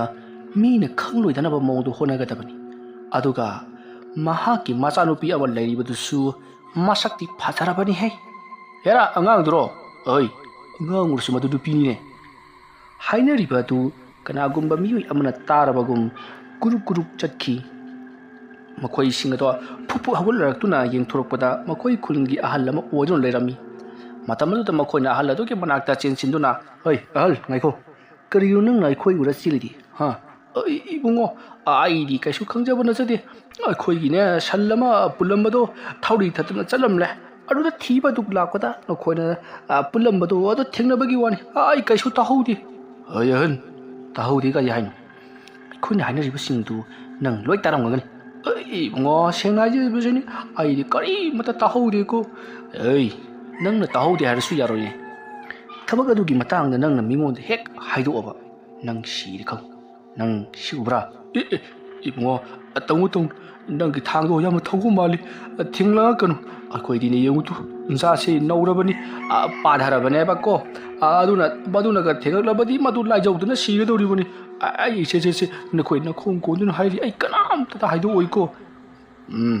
ꯑꯗꯨꯗꯤ ꯅꯪ ꯊꯕꯛ ꯑꯁꯤꯗ ꯅꯪꯁꯨ ꯌꯥꯎꯒꯗꯕꯅꯤ ꯀꯩꯅꯣꯅꯦ ꯍꯥꯏꯔꯤꯁꯤꯕꯨ ꯏꯕꯨꯡꯉꯣ ꯑꯩꯒꯤ ꯊꯕꯛ ꯑꯗꯨ ꯌꯥꯎꯖꯅꯤꯡꯗꯦ ꯅꯈꯣꯏ ꯅꯍꯥꯁꯤꯡꯒꯤ ꯑꯣꯏꯕ ꯊꯕꯛꯅꯤ ꯑꯍꯜ ꯑꯩꯅꯕꯨ ꯀꯔꯤꯕꯨ ꯇꯧꯒꯃꯣ ꯅꯈꯣꯏ ꯄꯨꯜꯍꯧ ꯈꯨꯈꯣ ꯈꯨꯔꯥ ꯆꯠꯂꯒꯦ ꯅꯪ ꯌꯥꯎꯗꯕ ꯌꯥꯔꯣꯏꯅꯦ ꯈꯨꯔꯥ ꯑꯩꯈꯣꯏ ꯍꯥꯏꯒꯦꯁꯦ ꯅꯪꯅ ꯃꯥꯒꯤ ꯀꯦꯇꯨꯀꯤ ꯍꯥꯏꯕ ꯅꯨꯄꯤ ꯑꯗꯨꯗ ꯅꯪꯅ ꯃꯣꯏꯊꯦꯝ ꯇꯧꯗꯨꯅ ꯑꯍꯜ ꯑꯃ ꯁꯥꯖꯤꯟꯅꯔꯒ ꯋꯥꯔꯤ ꯋꯥꯇꯥꯏ ꯁꯥꯖꯤꯟꯗꯨꯅ ꯃꯍꯥꯛꯀꯤ ꯑꯔꯣꯟ ꯑꯊꯨꯞ ꯄꯨꯝꯅꯃꯛ ꯈꯪꯗꯣꯛꯀꯗꯕꯅꯤ ꯀꯔꯤꯅꯣꯅꯦ ꯏꯕꯨꯡꯉꯣ ꯑꯩꯅ ꯀꯔꯤ ꯑꯔꯣꯟ ꯑꯊꯨꯞ ꯈꯪꯗꯣꯛꯀꯗꯧꯔꯤꯕꯅꯣꯅꯦ ꯃꯍꯥꯛꯁꯤ ꯅꯨꯃꯤꯗꯥꯡ ꯀꯔꯝꯕ ꯃꯇꯝꯗ ꯇꯨꯝꯃꯤ ꯍꯥꯏꯕꯗꯨꯃ ꯈꯪꯇꯣꯛꯎ ꯑꯗꯨꯒ ꯃꯈꯣꯏꯒꯤ ꯌꯨꯝꯗ ꯀꯅꯥ ꯂꯥꯛꯏ ꯍꯥꯏꯕꯗꯨꯁꯨ ꯈꯪꯇꯣꯛꯎ ꯑꯗꯨꯒ ꯃꯍꯥꯛꯀꯤ ꯃꯆꯥꯅꯨꯄꯤ ꯑꯗꯨ ꯀꯔꯝꯕ ꯃꯇꯝꯗ ꯁ꯭ꯀꯨꯜ ꯆꯠꯂꯤ ꯍꯥꯏꯕꯗꯨꯃ ꯈꯪꯇꯣꯛꯎ ꯏꯕꯨꯡꯉꯣ ꯁ꯭ꯀꯨꯜ ꯆꯠꯄꯗꯤ ꯄꯨꯡ 9 ꯈꯔ ꯍꯦꯜꯂꯛꯄ ꯑꯗꯨꯋꯥꯏꯗ ꯑꯗꯨꯝ ꯆꯠꯄꯅꯤ ꯅꯣꯡꯃꯅ ꯄꯨꯡ 10ꯗ ꯍꯦꯛ ꯆꯠꯂꯤ ꯅꯣꯡꯃꯅ 9ꯗ ꯍꯦꯛ ꯆꯠꯂꯤ ꯅꯣꯡꯃꯅ ꯆꯠꯂꯝꯗꯕꯁꯨ ꯌꯥꯎꯏ ꯒ꯭ꯌꯥꯟ ꯃꯦꯟ ꯇꯥꯗꯦꯅꯦ ꯑꯗꯨꯅ ꯑꯍꯟꯅꯅꯦ ꯍꯌꯦꯡꯁꯤꯗꯤ ꯃꯆꯥꯅꯨꯄꯤꯗꯨ ꯁ꯭ꯀꯨꯜ ꯆꯠꯀꯅꯤ ꯆꯠꯂꯣꯏꯗꯨꯃ ꯈꯪꯇꯣꯔꯣ ꯑꯗꯨꯒ ꯑꯩꯈꯣꯏꯅ ꯍꯥꯏꯈꯤꯕꯗꯣ ꯃꯥ ꯀꯔꯝꯕ ꯃꯇꯝꯗ ꯇꯨꯝꯃꯤ ꯍꯥꯏꯕꯗꯨꯃ ꯈꯪꯇꯣꯔꯣ ꯃꯍꯥꯛꯅ ꯍꯣꯇꯦꯜꯒꯤ ꯊꯕꯛ ꯇꯧꯕꯗ ꯄꯨꯡ 12-13 ꯐꯥꯎ ꯇꯨꯝꯗꯦ ꯍꯥꯏꯕ ꯑꯩꯈꯣꯏꯅ ꯇꯥꯏ ꯏꯕꯨꯡꯉꯣ ꯅꯈꯣꯏꯅ ꯑꯩꯉꯣꯟꯗ ꯇꯧꯔꯤꯕꯁꯦ ꯍꯅꯨꯊꯪꯁꯤꯗ ꯑꯩꯕꯨ ꯄꯥꯞ ꯂꯪꯁꯟꯕꯒ ꯆꯞ ꯃꯥꯟꯅꯒꯗꯧꯔꯤ ꯇꯧꯔꯤꯁꯤ ꯁꯤꯅꯤꯡꯗ꯭ꯔꯕꯗꯤ ꯑꯩꯅ ꯍꯥꯏꯔꯤꯁꯤꯅꯤ ꯑꯗꯨꯒ ꯀꯔꯤꯒꯨꯝꯕ ꯊꯕꯛ ꯑꯁꯤꯗ ꯅꯍꯥꯛꯅ ꯍꯥꯏꯗꯣꯔꯛꯂꯕꯗꯤ ꯅꯪꯒꯤ ꯅꯕꯨꯛ ꯑꯗꯣ ꯁꯤꯒꯤ ꯊꯥꯡꯁꯤꯅ ꯍꯤꯡꯅ ꯍꯣꯒꯥꯏꯔꯒꯅꯦ ꯃꯅꯨꯡꯗꯒꯤ ꯄꯥꯔꯠ ꯄꯨꯝꯅꯃꯛ ꯂꯧꯊꯣꯛꯀꯗꯕꯅꯤ ꯏꯕꯨꯡꯉꯣ ꯑꯩꯗꯤ ꯃꯊꯥ ꯁꯥꯒꯗꯧꯔꯤ ꯑꯍꯜ ꯉꯥꯏꯈꯣ ꯍꯥꯏꯔꯤꯕ ꯊꯕꯛ ꯑꯁꯤ ꯅꯪ ꯉꯁꯤꯗꯒꯤ ꯍꯧꯔꯣ ꯀꯩꯅꯣꯗꯤ ꯏꯕꯨꯡꯉꯣ ꯁꯟ ꯃꯥꯡꯈꯤꯕꯒꯤ ꯃꯊꯥ ꯁꯥꯔꯤꯉꯩꯁꯤꯗ ꯀꯔꯤꯅꯣ ꯇꯧꯔꯤꯁꯤꯕꯣ ꯑꯩꯕꯨ ꯅꯪꯒꯤ ꯁꯟꯅ ꯂꯨꯕ ꯅꯠꯇꯦ ꯑꯩꯈꯣꯏꯅ ꯍꯥꯏꯔꯤꯕ ꯊꯕꯛ ꯑꯁꯤ ꯇꯧꯒꯗꯕꯅꯤ ꯑꯗꯨꯒ ꯑꯩꯈꯣꯏꯅ ꯍꯧꯖꯤꯛ ꯐꯝꯃꯝꯕ ꯃꯐꯝꯗꯨꯗ ꯑꯩꯈꯣꯏ ꯅꯪꯕꯨ ꯉꯥꯏꯔꯝꯒꯅꯤ ꯅꯨꯃꯤꯗꯥꯡ ꯋꯥꯏꯔꯝ ꯐꯥꯎꯕꯒꯤ ꯃꯅꯨꯡꯗ ꯅꯍꯥꯛ ꯂꯥꯛꯇ꯭ꯔꯕꯗꯤ ꯅꯕꯨꯛꯇꯣ ꯍꯤꯡꯅ ꯍꯣꯒꯥꯏꯔꯒ ꯈꯪꯉꯦꯗꯅ ꯑꯁꯨꯝꯅ ꯑꯍꯜ ꯑꯗꯣ ꯃꯈꯣꯏꯅ ꯅꯦꯛꯇꯨꯅ ꯑꯍꯜ ꯑꯗꯣ ꯊꯥꯈ꯭ꯔꯤ ꯄꯪꯇꯛ ꯁꯨꯗꯛ ꯇꯧꯖꯕ ꯈꯨꯜ ꯑꯗꯨꯒꯤ ꯑꯍꯜ ꯑꯗꯨ ꯀꯤꯒꯨꯝ ꯀꯔꯤꯒꯨꯝ ꯀꯦꯇꯨꯀꯤꯒꯤ ꯃꯅꯥꯛꯇ ꯂꯥꯛꯂꯤ ꯀꯦꯇꯨꯀꯤꯒꯤ ꯏꯪ ꯇꯞꯄ ꯂꯤꯔꯤ ꯈꯣꯏꯔꯤꯕ ꯆꯤꯀꯣꯟ ꯅꯥꯀꯣꯟꯕ ꯈꯣꯟꯖꯦꯜ ꯑꯗꯨ ꯇꯥꯕ ꯑꯃꯗꯤ ꯃꯑꯣꯡ ꯃꯇꯧ ꯑꯗꯨꯗ ꯑꯍꯜ ꯑꯗꯨꯅ ꯀꯔꯤꯅꯣ ꯑꯩꯅ ꯇꯧꯒꯗꯧꯔꯤꯕꯁꯤꯕꯨ ꯏꯃꯧꯒꯨꯝꯕꯤ ꯑꯁꯤꯗ ꯑꯩꯅ ꯇꯧꯒꯗꯧꯔꯤꯕꯁꯤꯕꯨ ꯀꯔꯤꯅꯣ ꯍꯥꯏꯗꯨꯅ ꯃꯍꯥꯛꯇꯤ ꯒ꯭ꯌꯥꯟ ꯃꯥꯡꯗꯨꯅ ꯄꯔꯞ ꯂꯥꯛꯂꯒ ꯍꯣꯏꯁꯨ ꯍꯥꯏꯗꯦ ꯃꯥꯏꯁꯨ ꯍꯥꯏꯗꯦ ꯊꯥꯔꯤꯕ ꯐꯥꯜ ꯑꯗꯨꯗ ꯐꯝꯂꯒ ꯂꯩꯔꯤ ꯀꯦꯇꯨꯀꯤꯅ ꯆꯥ ꯊꯛꯀꯗ꯭ꯔꯥ ꯍꯥꯏꯗꯨꯅ ꯍꯪꯂꯨꯕꯗ ꯊꯛꯀꯅꯤ ꯏꯕꯦꯝꯃ ꯑꯩ ꯆꯥ ꯊꯛꯄ ꯂꯥꯛꯂꯤꯕꯅꯤ ꯏꯕꯦꯝꯃꯗꯤ ꯀꯔꯝꯕ ꯃꯇꯝꯗ ꯇꯨꯝꯒꯦ ꯑꯗꯨꯝꯅ ꯍꯪꯂꯛꯄꯗꯨꯗ ꯀꯦꯇꯨꯀꯤ ꯏꯉꯛꯅ ꯑꯍꯜ ꯑꯗꯨꯗ ꯌꯦꯡꯉꯤ ꯑꯗꯨꯒ ꯃꯥ ꯆꯥꯁꯤꯗ ꯂꯩꯔꯤ ꯑꯗꯨ ꯏꯕꯦꯝꯃꯗꯤ ꯀꯔꯝꯕ ꯃꯇꯝꯗ ꯇꯨꯝꯒꯦ ꯑꯅꯤꯔꯛ ꯁꯨꯅ ꯍꯪꯂꯛꯄꯗꯨꯗ ꯀꯦꯇꯨꯀꯤꯅ ꯀꯔꯤꯒꯤ ꯑꯣꯏꯔꯕꯅꯣ ꯍꯥꯏꯗꯨꯅ ꯍꯪꯉꯤ ꯃꯇꯝ ꯑꯗꯨꯗ ꯑꯍꯜ ꯑꯗꯨ ꯈꯨꯝꯐꯝ ꯈꯪꯗꯦ ꯆꯥꯗꯣ ꯒꯤꯂꯥꯁꯇꯨ ꯈꯖꯤꯛꯇꯪ ꯆꯤꯡꯂꯒ ꯃꯔꯩꯗꯨ ꯄꯣꯛꯇꯨꯅ ꯐꯨ ꯀꯥꯝꯃꯤ ꯑꯗꯨꯒ ꯏꯕꯦꯝꯃꯗꯤ ꯑꯍꯤꯡ ꯅꯣꯡꯁꯣꯏꯕ ꯇꯨꯝꯗꯕ ꯃꯈꯩ ꯍꯣꯇꯦꯜꯒꯤ ꯊꯕꯛ ꯇꯧꯗꯨꯅ ꯂꯩ ꯍꯥꯏꯗꯨꯅ ꯃꯌꯥꯝꯅ ꯍꯥꯏꯅꯕ ꯑꯗꯨꯗꯅꯤ ꯃꯌꯥꯝ ꯃꯁꯤꯒꯤ ꯍꯣꯠꯅꯕꯗ ꯅꯪꯅꯕꯁꯨ ꯍꯣꯠꯅꯩ ꯑꯗꯨꯅꯤ ꯑꯩꯅ ꯀꯔꯝꯕ ꯃꯇꯝꯗ ꯇꯨꯝꯒꯦꯗꯅ ꯍꯪꯂꯤꯕꯁꯤ ꯑꯗꯨꯝꯅ ꯍꯪꯂꯛꯄꯗꯨꯗ ꯀꯦꯇꯨꯀꯤ ꯅꯣꯛꯐꯦꯠ ꯇꯧꯗꯨꯅ ꯀꯗꯥꯏꯗꯒꯤ ꯋꯥꯔꯣꯝꯗ ꯃꯥꯝꯃ ꯑꯩꯈꯣꯏꯗꯤ ꯇꯨꯝꯕꯒ ꯁꯪꯗ꯭ꯔ ꯄꯣꯠꯅꯤ ꯑꯍꯤꯡ ꯇꯨꯝꯗꯅ ꯅꯣꯡ ꯉꯥꯟꯈꯤꯕꯁꯨ ꯑꯗꯨꯃꯛ ꯌꯥꯎꯔꯕꯅꯤ ꯋꯥꯐꯝ ꯑꯗꯨ ꯇꯥꯕꯗ ꯑꯍꯜ ꯑꯗꯨꯅ ꯏꯕꯦꯝꯃ ꯑꯍꯤꯡ ꯇꯨꯝꯗ꯭ꯔꯕꯗꯤ ꯅꯁꯥ ꯌꯥꯝꯅ ꯁꯣꯛꯀꯅꯤ ꯑꯍꯤꯡ ꯈꯔ ꯇꯨꯝꯃꯨ ꯇꯉꯥꯏ ꯐꯗꯅ ꯅꯪ ꯍꯣꯔꯦꯟ ꯑꯍꯤꯡꯗꯤ ꯇꯨꯝꯃꯨꯀꯣ ꯐꯔꯦ ꯅꯪꯒꯤ ꯆꯥꯒꯤ ꯄꯩꯁꯥꯁꯦ ꯅꯪꯒꯤ ꯕꯥꯀꯤꯗ ꯏꯁꯜꯂꯣ ꯑꯩ ꯆꯠꯂꯒꯦꯀꯣ ehe kaino maga hayeng si nang na tanu pitu school chat kadro adumna hanglakpa aduta chatkani ya mama hadra khumi matamada da hallatuna ho aduni khaga chalalu asumna hairaga gam chakki ketuki kaino masigi ahalasna tawri basibu haduna kharadi ngai masidiki di mahak su chingnaba amaga loinana ahal aduna thadamliba chaglas adudi ying cha do masi ling tabaga chap mani ngahan makhairi ahal to amukta phawba cha thakpa laktabani atubu ngasi mahakna cha kabak thaklaga kari ro hang khara hanglaga ahing tunggadabani ahing karmatan tummi haibna chingba kari no maya ama hangdamba ta ketuki chingnari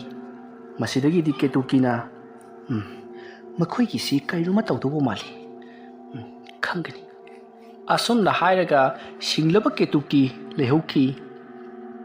ahallado parap lakpata tanjana sari basu makhoi ki haibadi magi masaitagi thiba khangna leiriba sallado makhoi ki khul adu ki lampi nakal amata sajik hanuk chaduna thauri atatpaduga leiramli madu ubada ahalladuna masiki mahapapi ki sallase mahana maram moiraga aingonda sok lukhrawa thabak asi sinahalibani ahal thangda pap ki thabak taholiba masiki sallase ta yon thoklaga phagadabani hai law ne nang ni ai ngasi mi hat boy hangadauri base law ne nang asumna sallado singduna puki salladu sangoda kisallamlaga murum ma tokum pangsoda soli ayase papta tarabani ayase manglabani nangi hangkakta manglabani leiriba ngang singadu numoro nama haida tanaba yadabani hek tawba khaigani asinabu karino khangdi thanga ma paisalaga aina na hawara mabadine ai isu thangjo wo lei chop yan than naramgadabani he makhoi na ngodi kari hendana matam amada isu leikai asidadi gunda oina pharom libani yera kari kana da bada makhoi ge mateng pangu gaina ai bu halni usittabani ne makhoi gi do aduna ahal aduna matumda sangol aduta sal aduta phudunna matumta murum sonuna kangwai hunaba honaduna leiringai matam aduta mahaki nupi amadi masa mamuk singthorlaga kai torobuge nangbo haiduna hanglari matamal ahaladuna hoi nakoina kari khangdra ngangi no ha se tahoro ai thabak chalu khige asum naram laga ahalado parap ngasai mahana thingnakiba makoi miyoi sing adugi manakta lakli miyoi sing ado ahaladu bu yamna wana ngairamli miyoi sing aduna ahal nangdi laklaroi drajna koi pakhalurabani hek laktabada thang asina hogai gadoriba ibungo koina dia hogai ne da hairi tawgadoriba thabak adudi araibadi natte phare aina khangdok lagrabani mahakto ahing tumdaba su yawe adai tu da ngasi di baroda tumgane na hai hobani aduga machan pi du sune hayeng school chatkane na haibani adudi ai muk chalage ko ngai khore han kari bu wali ri bungo ahan na hore no medang tu chalaga tumlabra du yenggadabani ne kariguma ma tum hore haibdu hek khangbaga aikoida pau pirakadabani aikoi yum madu ki manak nakna leigadoribani kari no ri bungo no khoi gi sibo ketu ki du ha tu ri brane hai har kadabnati pare selo chalo asumna ahallato puduna makoi singaduna chatkri aduga makoi yamna thema matam phawba ngairi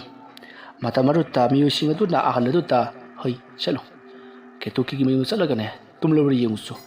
kari doni bungo ai bu kari hairaga hanguduri pudu ai dunga han natro ai khoidagi hen singi natro chalo nang thogu tawruso aduga khoida pau pirakadabani asumna hairaga ahalladu bu thadorakli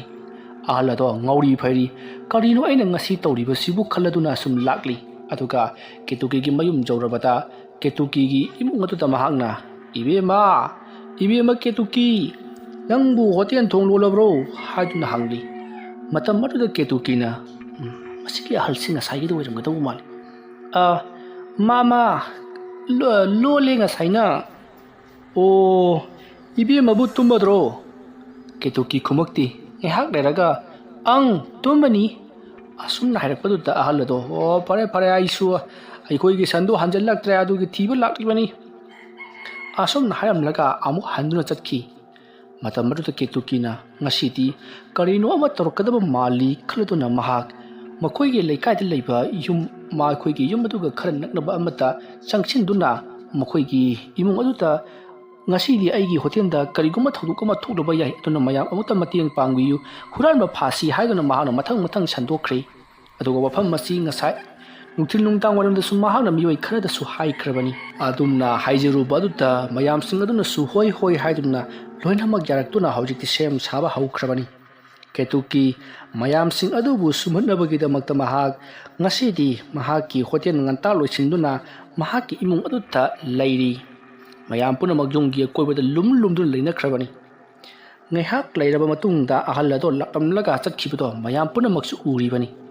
ꯃꯁꯤꯗꯒꯤꯗꯤ ꯉꯥꯏꯍꯥꯛ ꯂꯩꯔꯒ ꯑꯍꯜ ꯑꯗꯨꯅ ꯏꯕꯨꯡꯉꯣ ꯇꯨꯝꯂꯅꯤ ꯍꯥꯏꯍꯧꯔꯕꯅꯤ ꯆꯠꯂꯣ ꯑꯩꯗꯤ ꯑꯍꯟꯅꯤ ꯌꯧꯖꯅꯤꯡꯗ꯭ꯔꯦꯀꯣ ꯑꯩ ꯑꯍꯟ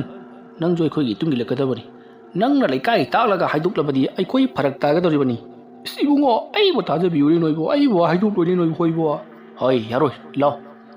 ꯑꯁꯨꯝꯅ ꯑꯍꯜ ꯑꯗꯨꯕꯨ ꯆꯤꯡꯗꯨꯅ ꯄꯣꯔꯛꯂꯤ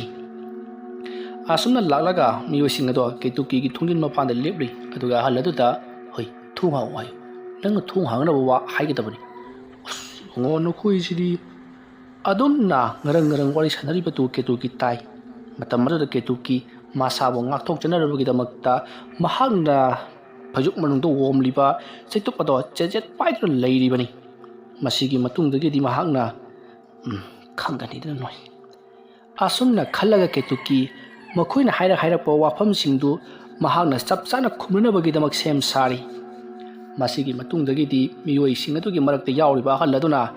ꯏꯕꯦꯝꯃ ꯀꯦꯇꯨꯀꯤ ꯅꯪꯕꯨ ꯇꯥꯔꯤꯕꯔꯣ ꯅꯪꯕꯨ ꯑꯗꯨꯝꯅ ꯍꯥꯏꯔꯛꯄꯗꯨꯗ ꯀꯦꯇꯨꯀꯤꯅ ꯑꯣ ꯇꯥꯏꯌꯦ ꯑꯩ ꯇꯨꯝꯗ꯭ꯔꯤ ꯍꯥꯏꯗꯨꯅ ꯈꯨꯝꯃꯤ ꯃꯇꯝ ꯑꯗꯨꯗ ꯑꯍꯜ ꯑꯗꯨꯅ ꯊꯣꯡꯁꯤ ꯑꯃꯨꯛꯇ ꯍꯥꯡꯉꯨꯅꯦ ꯑꯩꯕꯨ ꯁꯟ ꯊꯤꯕ ꯆꯠꯄꯗ ꯈꯣꯡꯗ ꯀꯔꯤꯅꯣꯝꯅ ꯊꯤꯟꯈ꯭ꯔꯦ ꯃꯝꯕꯅꯁꯨ ꯎꯗ꯭ꯔꯦ ꯍꯥꯏꯗꯨꯅ ꯈꯨꯝꯅꯤ ꯀꯦꯇꯨꯀꯤꯅ ꯑꯍꯜ ꯑꯃ ꯑꯣꯏꯔꯒ ꯀꯌꯥꯗ ꯃꯆꯤꯟ ꯊꯤꯅ ꯌꯦꯡꯉꯨ ꯈꯜꯗꯨꯅ ꯊꯣꯡ ꯑꯗꯨ ꯍꯥꯡꯉꯤ ꯃꯍꯥꯛꯅ ꯊꯣꯡ ꯑꯗꯨ ꯍꯥꯡꯂꯨꯕ ꯃꯇꯝꯗꯗꯤ ꯃꯤꯑꯣꯏꯁꯤꯡ ꯑꯗꯣ ꯒꯨꯔꯨꯡ ꯏꯃꯨꯡꯗ ꯆꯪꯁꯤꯜꯂꯛꯂꯤ ꯃꯇꯝ ꯑꯗꯨꯗ ꯀꯦꯇꯨꯀꯤꯅ ꯄꯥꯏꯔꯤꯕ ꯆꯩꯇꯨꯞ ꯑꯗꯨꯅ ꯀꯟꯊꯅꯕ ꯇꯧꯔꯛꯄꯗ ꯃꯤꯑꯣꯏꯁꯤꯡ ꯃꯈꯣꯏ 4-5 ꯑꯗꯨꯅ ꯌꯥꯝꯃꯟꯈꯤꯕꯅ ꯃꯍꯥꯛꯄꯨ ꯐꯥꯖꯤꯟꯗꯨꯅ ꯊꯝꯈꯤ ꯑꯗꯨꯝꯅ ꯀꯦꯇꯨꯀꯤꯕꯨ ꯐꯥꯖꯤꯟꯗꯨꯅ ꯃꯈꯣꯏꯒꯤ ꯑꯅꯤꯡꯕ ꯑꯄꯥꯝꯕ ꯄꯥꯡꯊꯣꯛꯅꯕ ꯇꯧꯔꯛꯄꯗ ꯃꯤꯑꯣꯏꯁꯤꯡ ꯃꯌꯥꯝ ꯑꯃ ꯂꯨꯝꯂꯤꯕꯗꯨ ꯍꯨꯞꯆꯤꯜꯂꯛꯇꯨꯅ ꯍꯧꯖꯤꯛꯇꯤ ꯃꯌꯥꯝꯁꯤꯡ ꯑꯗꯨ ꯐꯥꯔꯤ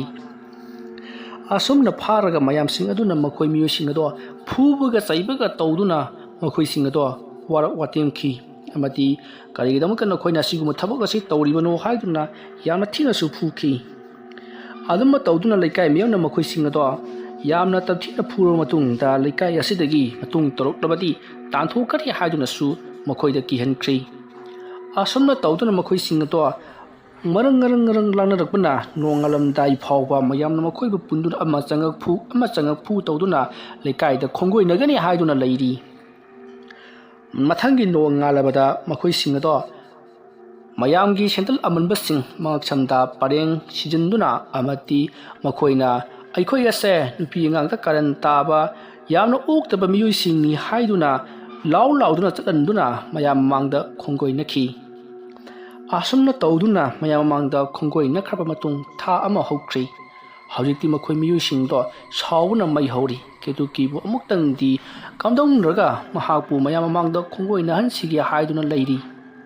ꯃꯁꯤꯗꯒꯤꯗꯤ ꯃꯈꯣꯏꯁꯤꯡꯅ ꯀꯦꯇꯨꯀꯤꯒꯤ ꯃꯔꯝꯗ ꯐꯠꯇꯕ ꯄꯥꯎ ꯀꯌꯥ ꯁꯟꯗꯣꯛꯄ ꯍꯧꯔꯛꯈꯤ ꯀꯦꯇꯨꯀꯤꯒꯤ ꯃꯅꯥꯛꯇ ꯇꯣꯏꯅ ꯍꯦꯛ ꯂꯥꯛꯂꯤꯕ ꯀꯦꯇꯨꯀꯤꯒꯤ ꯑꯋꯥꯠ ꯑꯄꯥ ꯌꯦꯡꯁꯤꯜꯂꯔꯤꯕ ꯀꯨꯂꯆꯟꯗ꯭ꯔ ꯑꯃꯗꯤ ꯀꯦꯇꯨꯀꯤꯒꯤ ꯃꯔꯝꯗ ꯂꯥꯟꯅ ꯄꯥꯎ ꯁꯟꯗꯣꯛꯄ ꯑꯃꯗꯤ ꯃꯤꯑꯣꯏ ꯀꯌꯥꯕꯨ ꯅꯦꯛꯇꯨꯅ ꯃꯈꯣꯏꯒꯤ ꯌꯨꯝꯗꯒꯤ ꯅꯨꯃꯤꯗꯥꯡ ꯊꯦꯡꯅ ꯊꯣꯛꯂꯛꯄ ꯁꯥꯗꯨꯅ ꯃꯥꯒꯤ ꯃꯐꯝꯗ ꯀꯔꯤꯒꯨꯝꯕ ꯈꯔ ꯇꯧꯔꯨꯕꯒꯤ ꯃꯑꯣꯡꯗ ꯃꯌꯥꯝꯗ ꯁꯦꯔꯥꯟꯅꯅ ꯎꯍꯟꯕꯅꯆꯤꯡꯕ ꯀꯌా ꯑꯃ ꯇꯧꯔꯛꯈꯤ ꯃꯁꯤꯗꯒꯤꯗꯤ ꯃꯌꯥꯝꯅ ꯀꯦꯇꯨꯀꯤꯕꯨ ꯆꯤꯡꯅꯕ ꯑꯁꯨꯝ ꯍꯧꯔꯛꯈꯤ ꯑꯗꯨꯒ ꯃꯈꯣꯏꯅ ꯁꯟꯗꯣꯛꯂꯤꯕꯁꯤ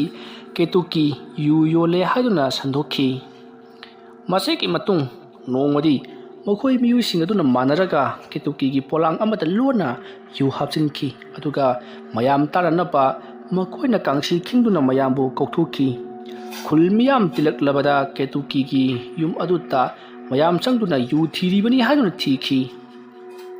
ꯑꯁꯨꯝꯅ ꯇꯧꯗꯨꯅ ꯊꯤꯔꯛꯄꯗ ꯄꯣꯂꯥꯡ ꯑꯃꯒꯤ ꯃꯅꯨꯡꯗ ꯌꯥꯝꯂꯕ ꯌꯨ ꯌꯥꯎꯔꯝꯈꯤ꯫ ꯃꯁꯤꯗꯒꯤꯗꯤ ꯃꯌꯥꯝꯅ ꯀꯦꯇꯨꯀꯤ ꯑꯃꯗꯤ ꯂꯥꯏꯔꯤꯛꯄꯨ ꯌꯥꯝꯅ ꯊꯤꯅ ꯐꯨꯕꯤꯈꯤ ꯑꯗꯨꯒ ꯌꯨꯝ ꯑꯗꯨꯁꯨ ꯂꯣꯏꯅꯃꯛ ꯊꯨꯒꯥꯏꯈ꯭ꯔꯦ꯫ ꯌꯨꯝ ꯑꯗꯣ ꯆꯨꯝꯅꯒꯤ ꯄꯥꯈꯟ ꯑꯃꯗ ꯂꯩꯕꯅꯤꯅ ꯃꯈꯣꯏ ꯃꯌꯥꯝ ꯆꯪꯗꯨꯅ ꯊꯨꯒꯥꯏꯕꯗ ꯃꯤꯀꯨꯞ ꯐꯥꯕ ꯅꯠꯇꯦ꯫ ꯃꯇꯝ ꯑꯗꯨꯗ ꯀꯦꯇꯨꯀꯤꯅ ꯑꯩꯗꯤ ꯇꯧꯈꯤꯗꯦ ꯍꯥꯏꯗꯨꯅ ꯀꯌꯥꯔꯛ ꯍꯟꯅ ꯍꯥꯏꯖꯈꯤ ꯑꯗꯨꯕꯨ ꯀꯅꯥ ꯑꯃꯠꯇꯅ ꯃꯈꯣꯏꯒꯤ ꯃꯋꯥ ꯇꯥꯕꯤꯈꯤꯗꯦ꯫ ꯑꯩꯈꯣꯏꯅ ꯅꯪꯕꯨ ꯆꯤꯡꯅꯔꯛꯂꯤꯕꯁꯦ ꯀꯨꯏꯔꯕꯅꯤ ꯍꯥꯏꯗꯨꯅ ꯌꯥꯝꯅ ꯊꯤꯅ ꯆꯩꯕꯤꯕꯇ ꯅꯠꯇꯅ ꯈꯨꯜ ꯑꯁꯤꯗ ꯂꯩꯕ ꯌꯥꯔꯔꯣꯏ ꯍꯥꯏꯗꯨꯅ ꯇꯥꯟꯊꯣꯔꯛꯈꯤ꯫ ꯃꯇꯝ ꯑꯗꯨꯗ ꯀꯦꯇꯨꯀꯤꯅ ꯃꯥꯒꯤ ꯃꯐꯝꯗ ꯐꯠꯇꯕ ꯊꯕꯛ ꯆꯠꯅꯅꯕꯒꯤ ꯇꯧꯔꯝꯕ ꯃꯈꯣꯏꯁꯤꯡ ꯑꯗꯨꯕꯨꯗꯤ ꯃꯇꯨꯡ ꯇꯧꯔꯛꯂꯕꯗꯤ ꯈꯨꯟꯗꯒꯤ ꯇꯥꯟꯊꯣꯛꯀꯅꯤ ꯍꯥꯏꯗꯨꯅ ꯑꯅꯤꯔꯛ ꯉꯥꯛꯄꯤꯈꯤ ꯑꯗꯨꯒ ꯑꯩꯕꯨꯅ ꯑꯃꯨꯛꯀꯤ ꯈꯣꯡꯐꯝ ꯑꯁꯤꯗ ꯑꯩꯕꯨ ꯉꯥꯛꯄꯤꯕꯒꯤ ꯃꯍꯨꯠꯇ ꯇꯥꯟꯊꯣꯔꯛꯄ ꯍꯥꯏꯗꯨꯅ ꯌꯥꯝꯅ ꯁꯥꯎꯅꯤꯡꯈꯤ ꯑꯃꯗꯤ ꯃꯍꯥꯛꯅꯁꯨ ꯃꯆꯤꯟꯅ ꯍꯥꯏꯈꯤ ꯑꯗꯨꯕꯨ ꯃꯤꯌꯥꯝꯅ ꯃꯆꯤꯟ ꯈꯨꯝꯃꯤ ꯍꯥꯏꯗꯨꯅ ꯃꯆꯤꯟꯗ ꯊꯥꯖꯤꯟꯗꯨꯅ ꯐꯨꯕꯤꯕꯗꯒꯤ ꯃꯅꯥꯇꯣꯟ ꯃꯆꯤꯟ ꯀꯥꯏꯗꯨꯅ ꯏ ꯊꯣꯛꯇꯨꯅ ꯈꯨꯜ ꯑꯗꯨ ꯊꯥꯗꯣꯛꯇꯨꯅ ꯃꯌꯣꯝ ꯑꯃꯒ ꯂꯣꯏꯅꯅ ꯈꯨꯜ ꯑꯗꯨ ꯊꯥꯗꯣꯔꯛꯈꯤꯕꯅꯤ꯫ ꯃꯁꯤꯒꯤ ꯃꯇꯨꯡ ꯀꯨꯂꯆꯟꯗ꯭ꯔꯅ ꯁꯤꯟꯕꯤꯗꯨꯅ ꯑꯇꯣꯞꯄ ꯈꯨꯜ ꯑꯃꯗ ꯃꯈꯣꯏꯒꯤ ꯂꯩꯐꯝ ꯄꯤꯔꯤꯕꯅꯤ꯫ ꯃꯁꯤꯒꯤ ꯃꯇꯨꯡ ꯀꯦꯇꯨꯀꯤ ꯁꯥꯎꯅꯤꯡꯕ ꯑꯃꯗꯤ ꯄꯦꯟꯗꯕꯅ ꯂꯩꯀꯥꯏ ꯑꯗꯨꯗ ꯀꯔꯤꯒꯨꯝꯕ ꯈꯔꯗꯤ ꯇꯧꯔꯒꯦ ꯈꯜꯂꯗꯨꯅ ꯂꯣꯟꯅ ꯀꯅꯥ ꯈꯪꯍꯟꯗꯅ ꯃꯥꯏꯕ ꯃꯥꯏꯕꯤ ꯍꯤꯀꯥꯞ ꯇꯦꯡꯀꯥꯞ ꯂꯩꯋꯥ ꯇꯤꯜꯋꯥ ꯕꯨꯠ ꯄꯦꯠꯀꯤ ꯃꯔꯝꯗ ꯇꯝꯈꯤ꯫ ꯑꯁꯨꯝꯅ ꯆꯍꯤ ꯈꯔ ꯍꯧꯈ꯭ꯔꯕ ꯃꯇꯨꯡꯗ ꯀꯦꯇꯨꯀꯤ ꯅꯤꯡꯊꯤꯅ ꯍꯩꯔꯕꯗ ꯈꯨꯜ ꯑꯗꯨꯗ ꯑꯗꯨꯒꯨꯝꯂꯕ ꯕꯨꯠ ꯄꯦꯠ ꯀꯌꯥ ꯊꯥꯖꯤꯟꯗꯨꯅ ꯃꯤꯑꯣꯏ ꯀꯌꯥ ꯑꯋꯥ ꯑꯅꯥ ꯇꯥꯍꯟꯕ ꯑꯃꯗꯤ ꯍꯥꯠꯄ ꯇꯨꯞꯄꯒꯤ ꯊꯕꯛ ꯑꯁꯦ ꯆꯠꯊꯔꯛꯈꯤꯕꯅꯤ꯫ ꯇꯧꯔꯤꯕꯁꯤꯡ ꯑꯁꯤ ꯀꯨꯂꯆꯟꯗ꯭ꯔꯅ ꯂꯣꯏꯅꯃꯛ ꯈꯪꯉꯤ ꯑꯗꯨꯕꯨ ꯃꯍꯥꯛ ꯍꯥꯏꯗꯣꯛꯂꯝꯗꯦ꯫ ꯃꯁꯤꯒꯤ ꯃꯇꯨꯡ ꯂꯩꯀꯥꯏ ꯈꯨꯜ ꯑꯗꯨꯒꯤ ꯃꯤꯌꯥꯝ ꯄꯨꯝꯅꯃꯛ ꯑꯗꯣ ꯇꯨꯃꯤꯟ ꯂꯩꯔꯝꯕꯗꯒꯤ ꯉꯁꯥꯏꯗꯒꯤ ꯑꯍꯜ ꯑꯗꯨꯅ ꯋꯥꯔꯤ ꯂꯤꯔꯤꯕ ꯑꯗꯨꯗ ꯑꯃꯥꯏꯕ ꯑꯗꯨꯅ ꯍꯧꯖꯤꯛꯇꯤ ꯄꯨꯝꯅꯃꯛ ꯈꯪꯂꯦ ꯑꯗꯨꯅ ꯂꯩꯀꯥꯏ ꯑꯁꯤꯗ ꯂꯩꯔꯤꯕ ꯇꯝꯅꯔꯤꯕ ꯄꯨꯝꯅꯃꯛ ꯑꯁꯤ ꯅꯈꯣꯏꯅ ꯐꯨ ꯆꯩꯗꯨꯅ ꯑꯆꯨꯝ ꯑꯔꯥꯟ ꯊꯤꯗꯅ ꯇꯥꯟꯊꯣꯛꯈ꯭ꯔꯕ ꯃꯃꯥ ꯃꯆꯥ ꯑꯗꯨꯒꯤ ꯃꯅꯥꯛꯇ ꯆꯠꯂꯒ ꯅꯈꯣꯏꯁꯤꯡꯅ ꯂꯥꯜꯂꯦ ꯍꯥꯏꯖꯔꯨꯒꯗꯕꯅꯤ ꯑꯗꯨꯒ ꯍꯧꯖꯤꯛ ꯂꯩꯔꯤꯕ ꯃꯐꯝ ꯑꯁꯤꯃꯛꯇꯗ ꯃꯍꯥꯛꯀꯤ ꯐꯖꯔꯕ ꯌꯨꯝ ꯑꯃ ꯁꯥꯕꯤꯕꯒ ꯂꯣꯏꯅꯅ ꯃꯍꯥꯛꯀꯤ ꯍꯤꯡꯈꯣꯜ ꯀꯣꯏꯕ ꯌꯥꯕ ꯂꯝ ꯑꯃꯁꯨ ꯄꯤꯒꯗꯕꯅꯤ꯫ ꯑꯗꯨꯝꯅ ꯇꯧꯔꯕꯗꯤ ꯃꯍꯥꯛꯀꯤ ꯑꯁꯥꯎꯕ ꯑꯗꯨ ꯐꯗꯨꯅ ꯈꯨꯜ ꯑꯁꯤ ꯇꯪꯗꯨ ꯂꯩꯇꯥꯅ ꯄꯥꯟꯒꯗꯕꯅꯤ꯫ ꯅꯈꯣꯏꯁꯨ ꯈꯜꯂꯒ ꯌꯦꯡꯉꯨ ꯃꯔꯥꯜ ꯂꯩꯇꯕ ꯃꯃꯥ ꯃꯆꯥꯕꯨ ꯅꯈꯣꯏꯅ ꯃꯤꯅꯨꯡꯁꯤ ꯎꯠꯄꯤꯕ ꯑꯃꯗꯤ ꯀꯔꯤꯅꯣ ꯍꯥꯏꯗꯨꯅ ꯊꯤꯗꯣꯛꯄꯤꯕꯒꯤ ꯃꯍꯨꯠꯇ ꯀꯅꯥ ꯂꯩꯇ꯭ꯔꯦ ꯍꯥꯏꯕꯒꯤ ꯃꯇꯥꯒꯨꯝ ꯅꯝꯁꯤꯟꯗꯨꯅ ꯇꯨꯍꯠꯄꯤꯈꯤꯕ ꯑꯗꯨꯅ ꯃꯍꯥꯛꯁꯨ ꯁꯔꯣꯛꯂꯤꯕꯅꯤ꯫ ꯃꯤꯑꯣꯏꯕ ꯍꯥꯏꯕꯁꯤ ꯁꯔꯣꯛꯂꯕꯗꯤ ꯑꯐ ꯐꯠꯇ ꯈꯜꯂꯛꯇꯕꯅꯤ꯫ ꯏꯪꯉꯤ ꯍꯥꯏꯅꯔꯤꯕ ꯏꯁꯤꯡ ꯑꯗꯨꯁꯨꯅꯦ ꯃꯩꯗ ꯂꯣꯜꯂꯕꯗꯤ ꯁꯥꯕꯅꯤꯀꯣ꯫ ꯐꯔꯦ ꯑꯩꯅ ꯍꯥꯏꯔꯤꯕ ꯊꯕꯛ ꯑꯁꯤꯃꯛ ꯇꯧ ꯑꯗꯨꯒ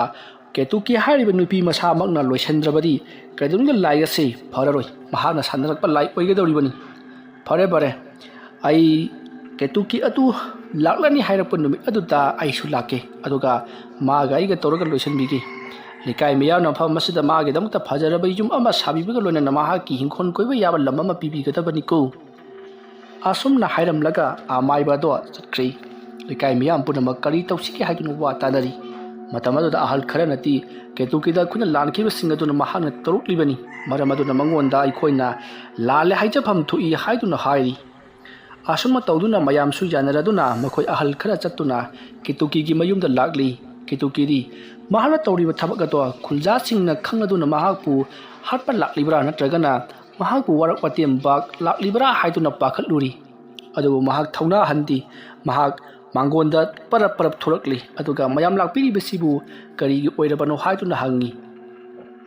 मतम अदुता लाक्लिबा अहलसिंग अदुगी मरक्तगी अमना इबेमा नहाकी असावबतो अइखोइ खंगी नहाक लांदे हाइबसु अइखोइ ngasidagiನ ಚಹಿ ಕಯಾರೋಮಸಿಗೆ ಮತುಂಗದಗಿದಿ ನಹಾಕ ಮಸಕ್ ಖಂಗ್ಲೆ ಅದುನ ಅइखोइ ನೊಂದ ಲಾಲೆ ಹೈಜಬ ಲಾಕ್ಲಿಬನಿ ಅದುಗ ನಂಗಿ ಥುಗಾइख्रब युम अदुसु अइखोइना नौना अमा मुक साबिरगे अदुग नहाकी हिंखोल कोइबे याबा लम मचत खरा अमसु अइखोइना नंगे मिंगदा नमा पानबिरगे अदुदुना नंग अइखोइगी खुलदा हलकलो अदुगा अइखोइगी खुलदा तौरिबा सिंग अदो अमुक्तदी तिनकोक पिरो लाइकोक पिरोने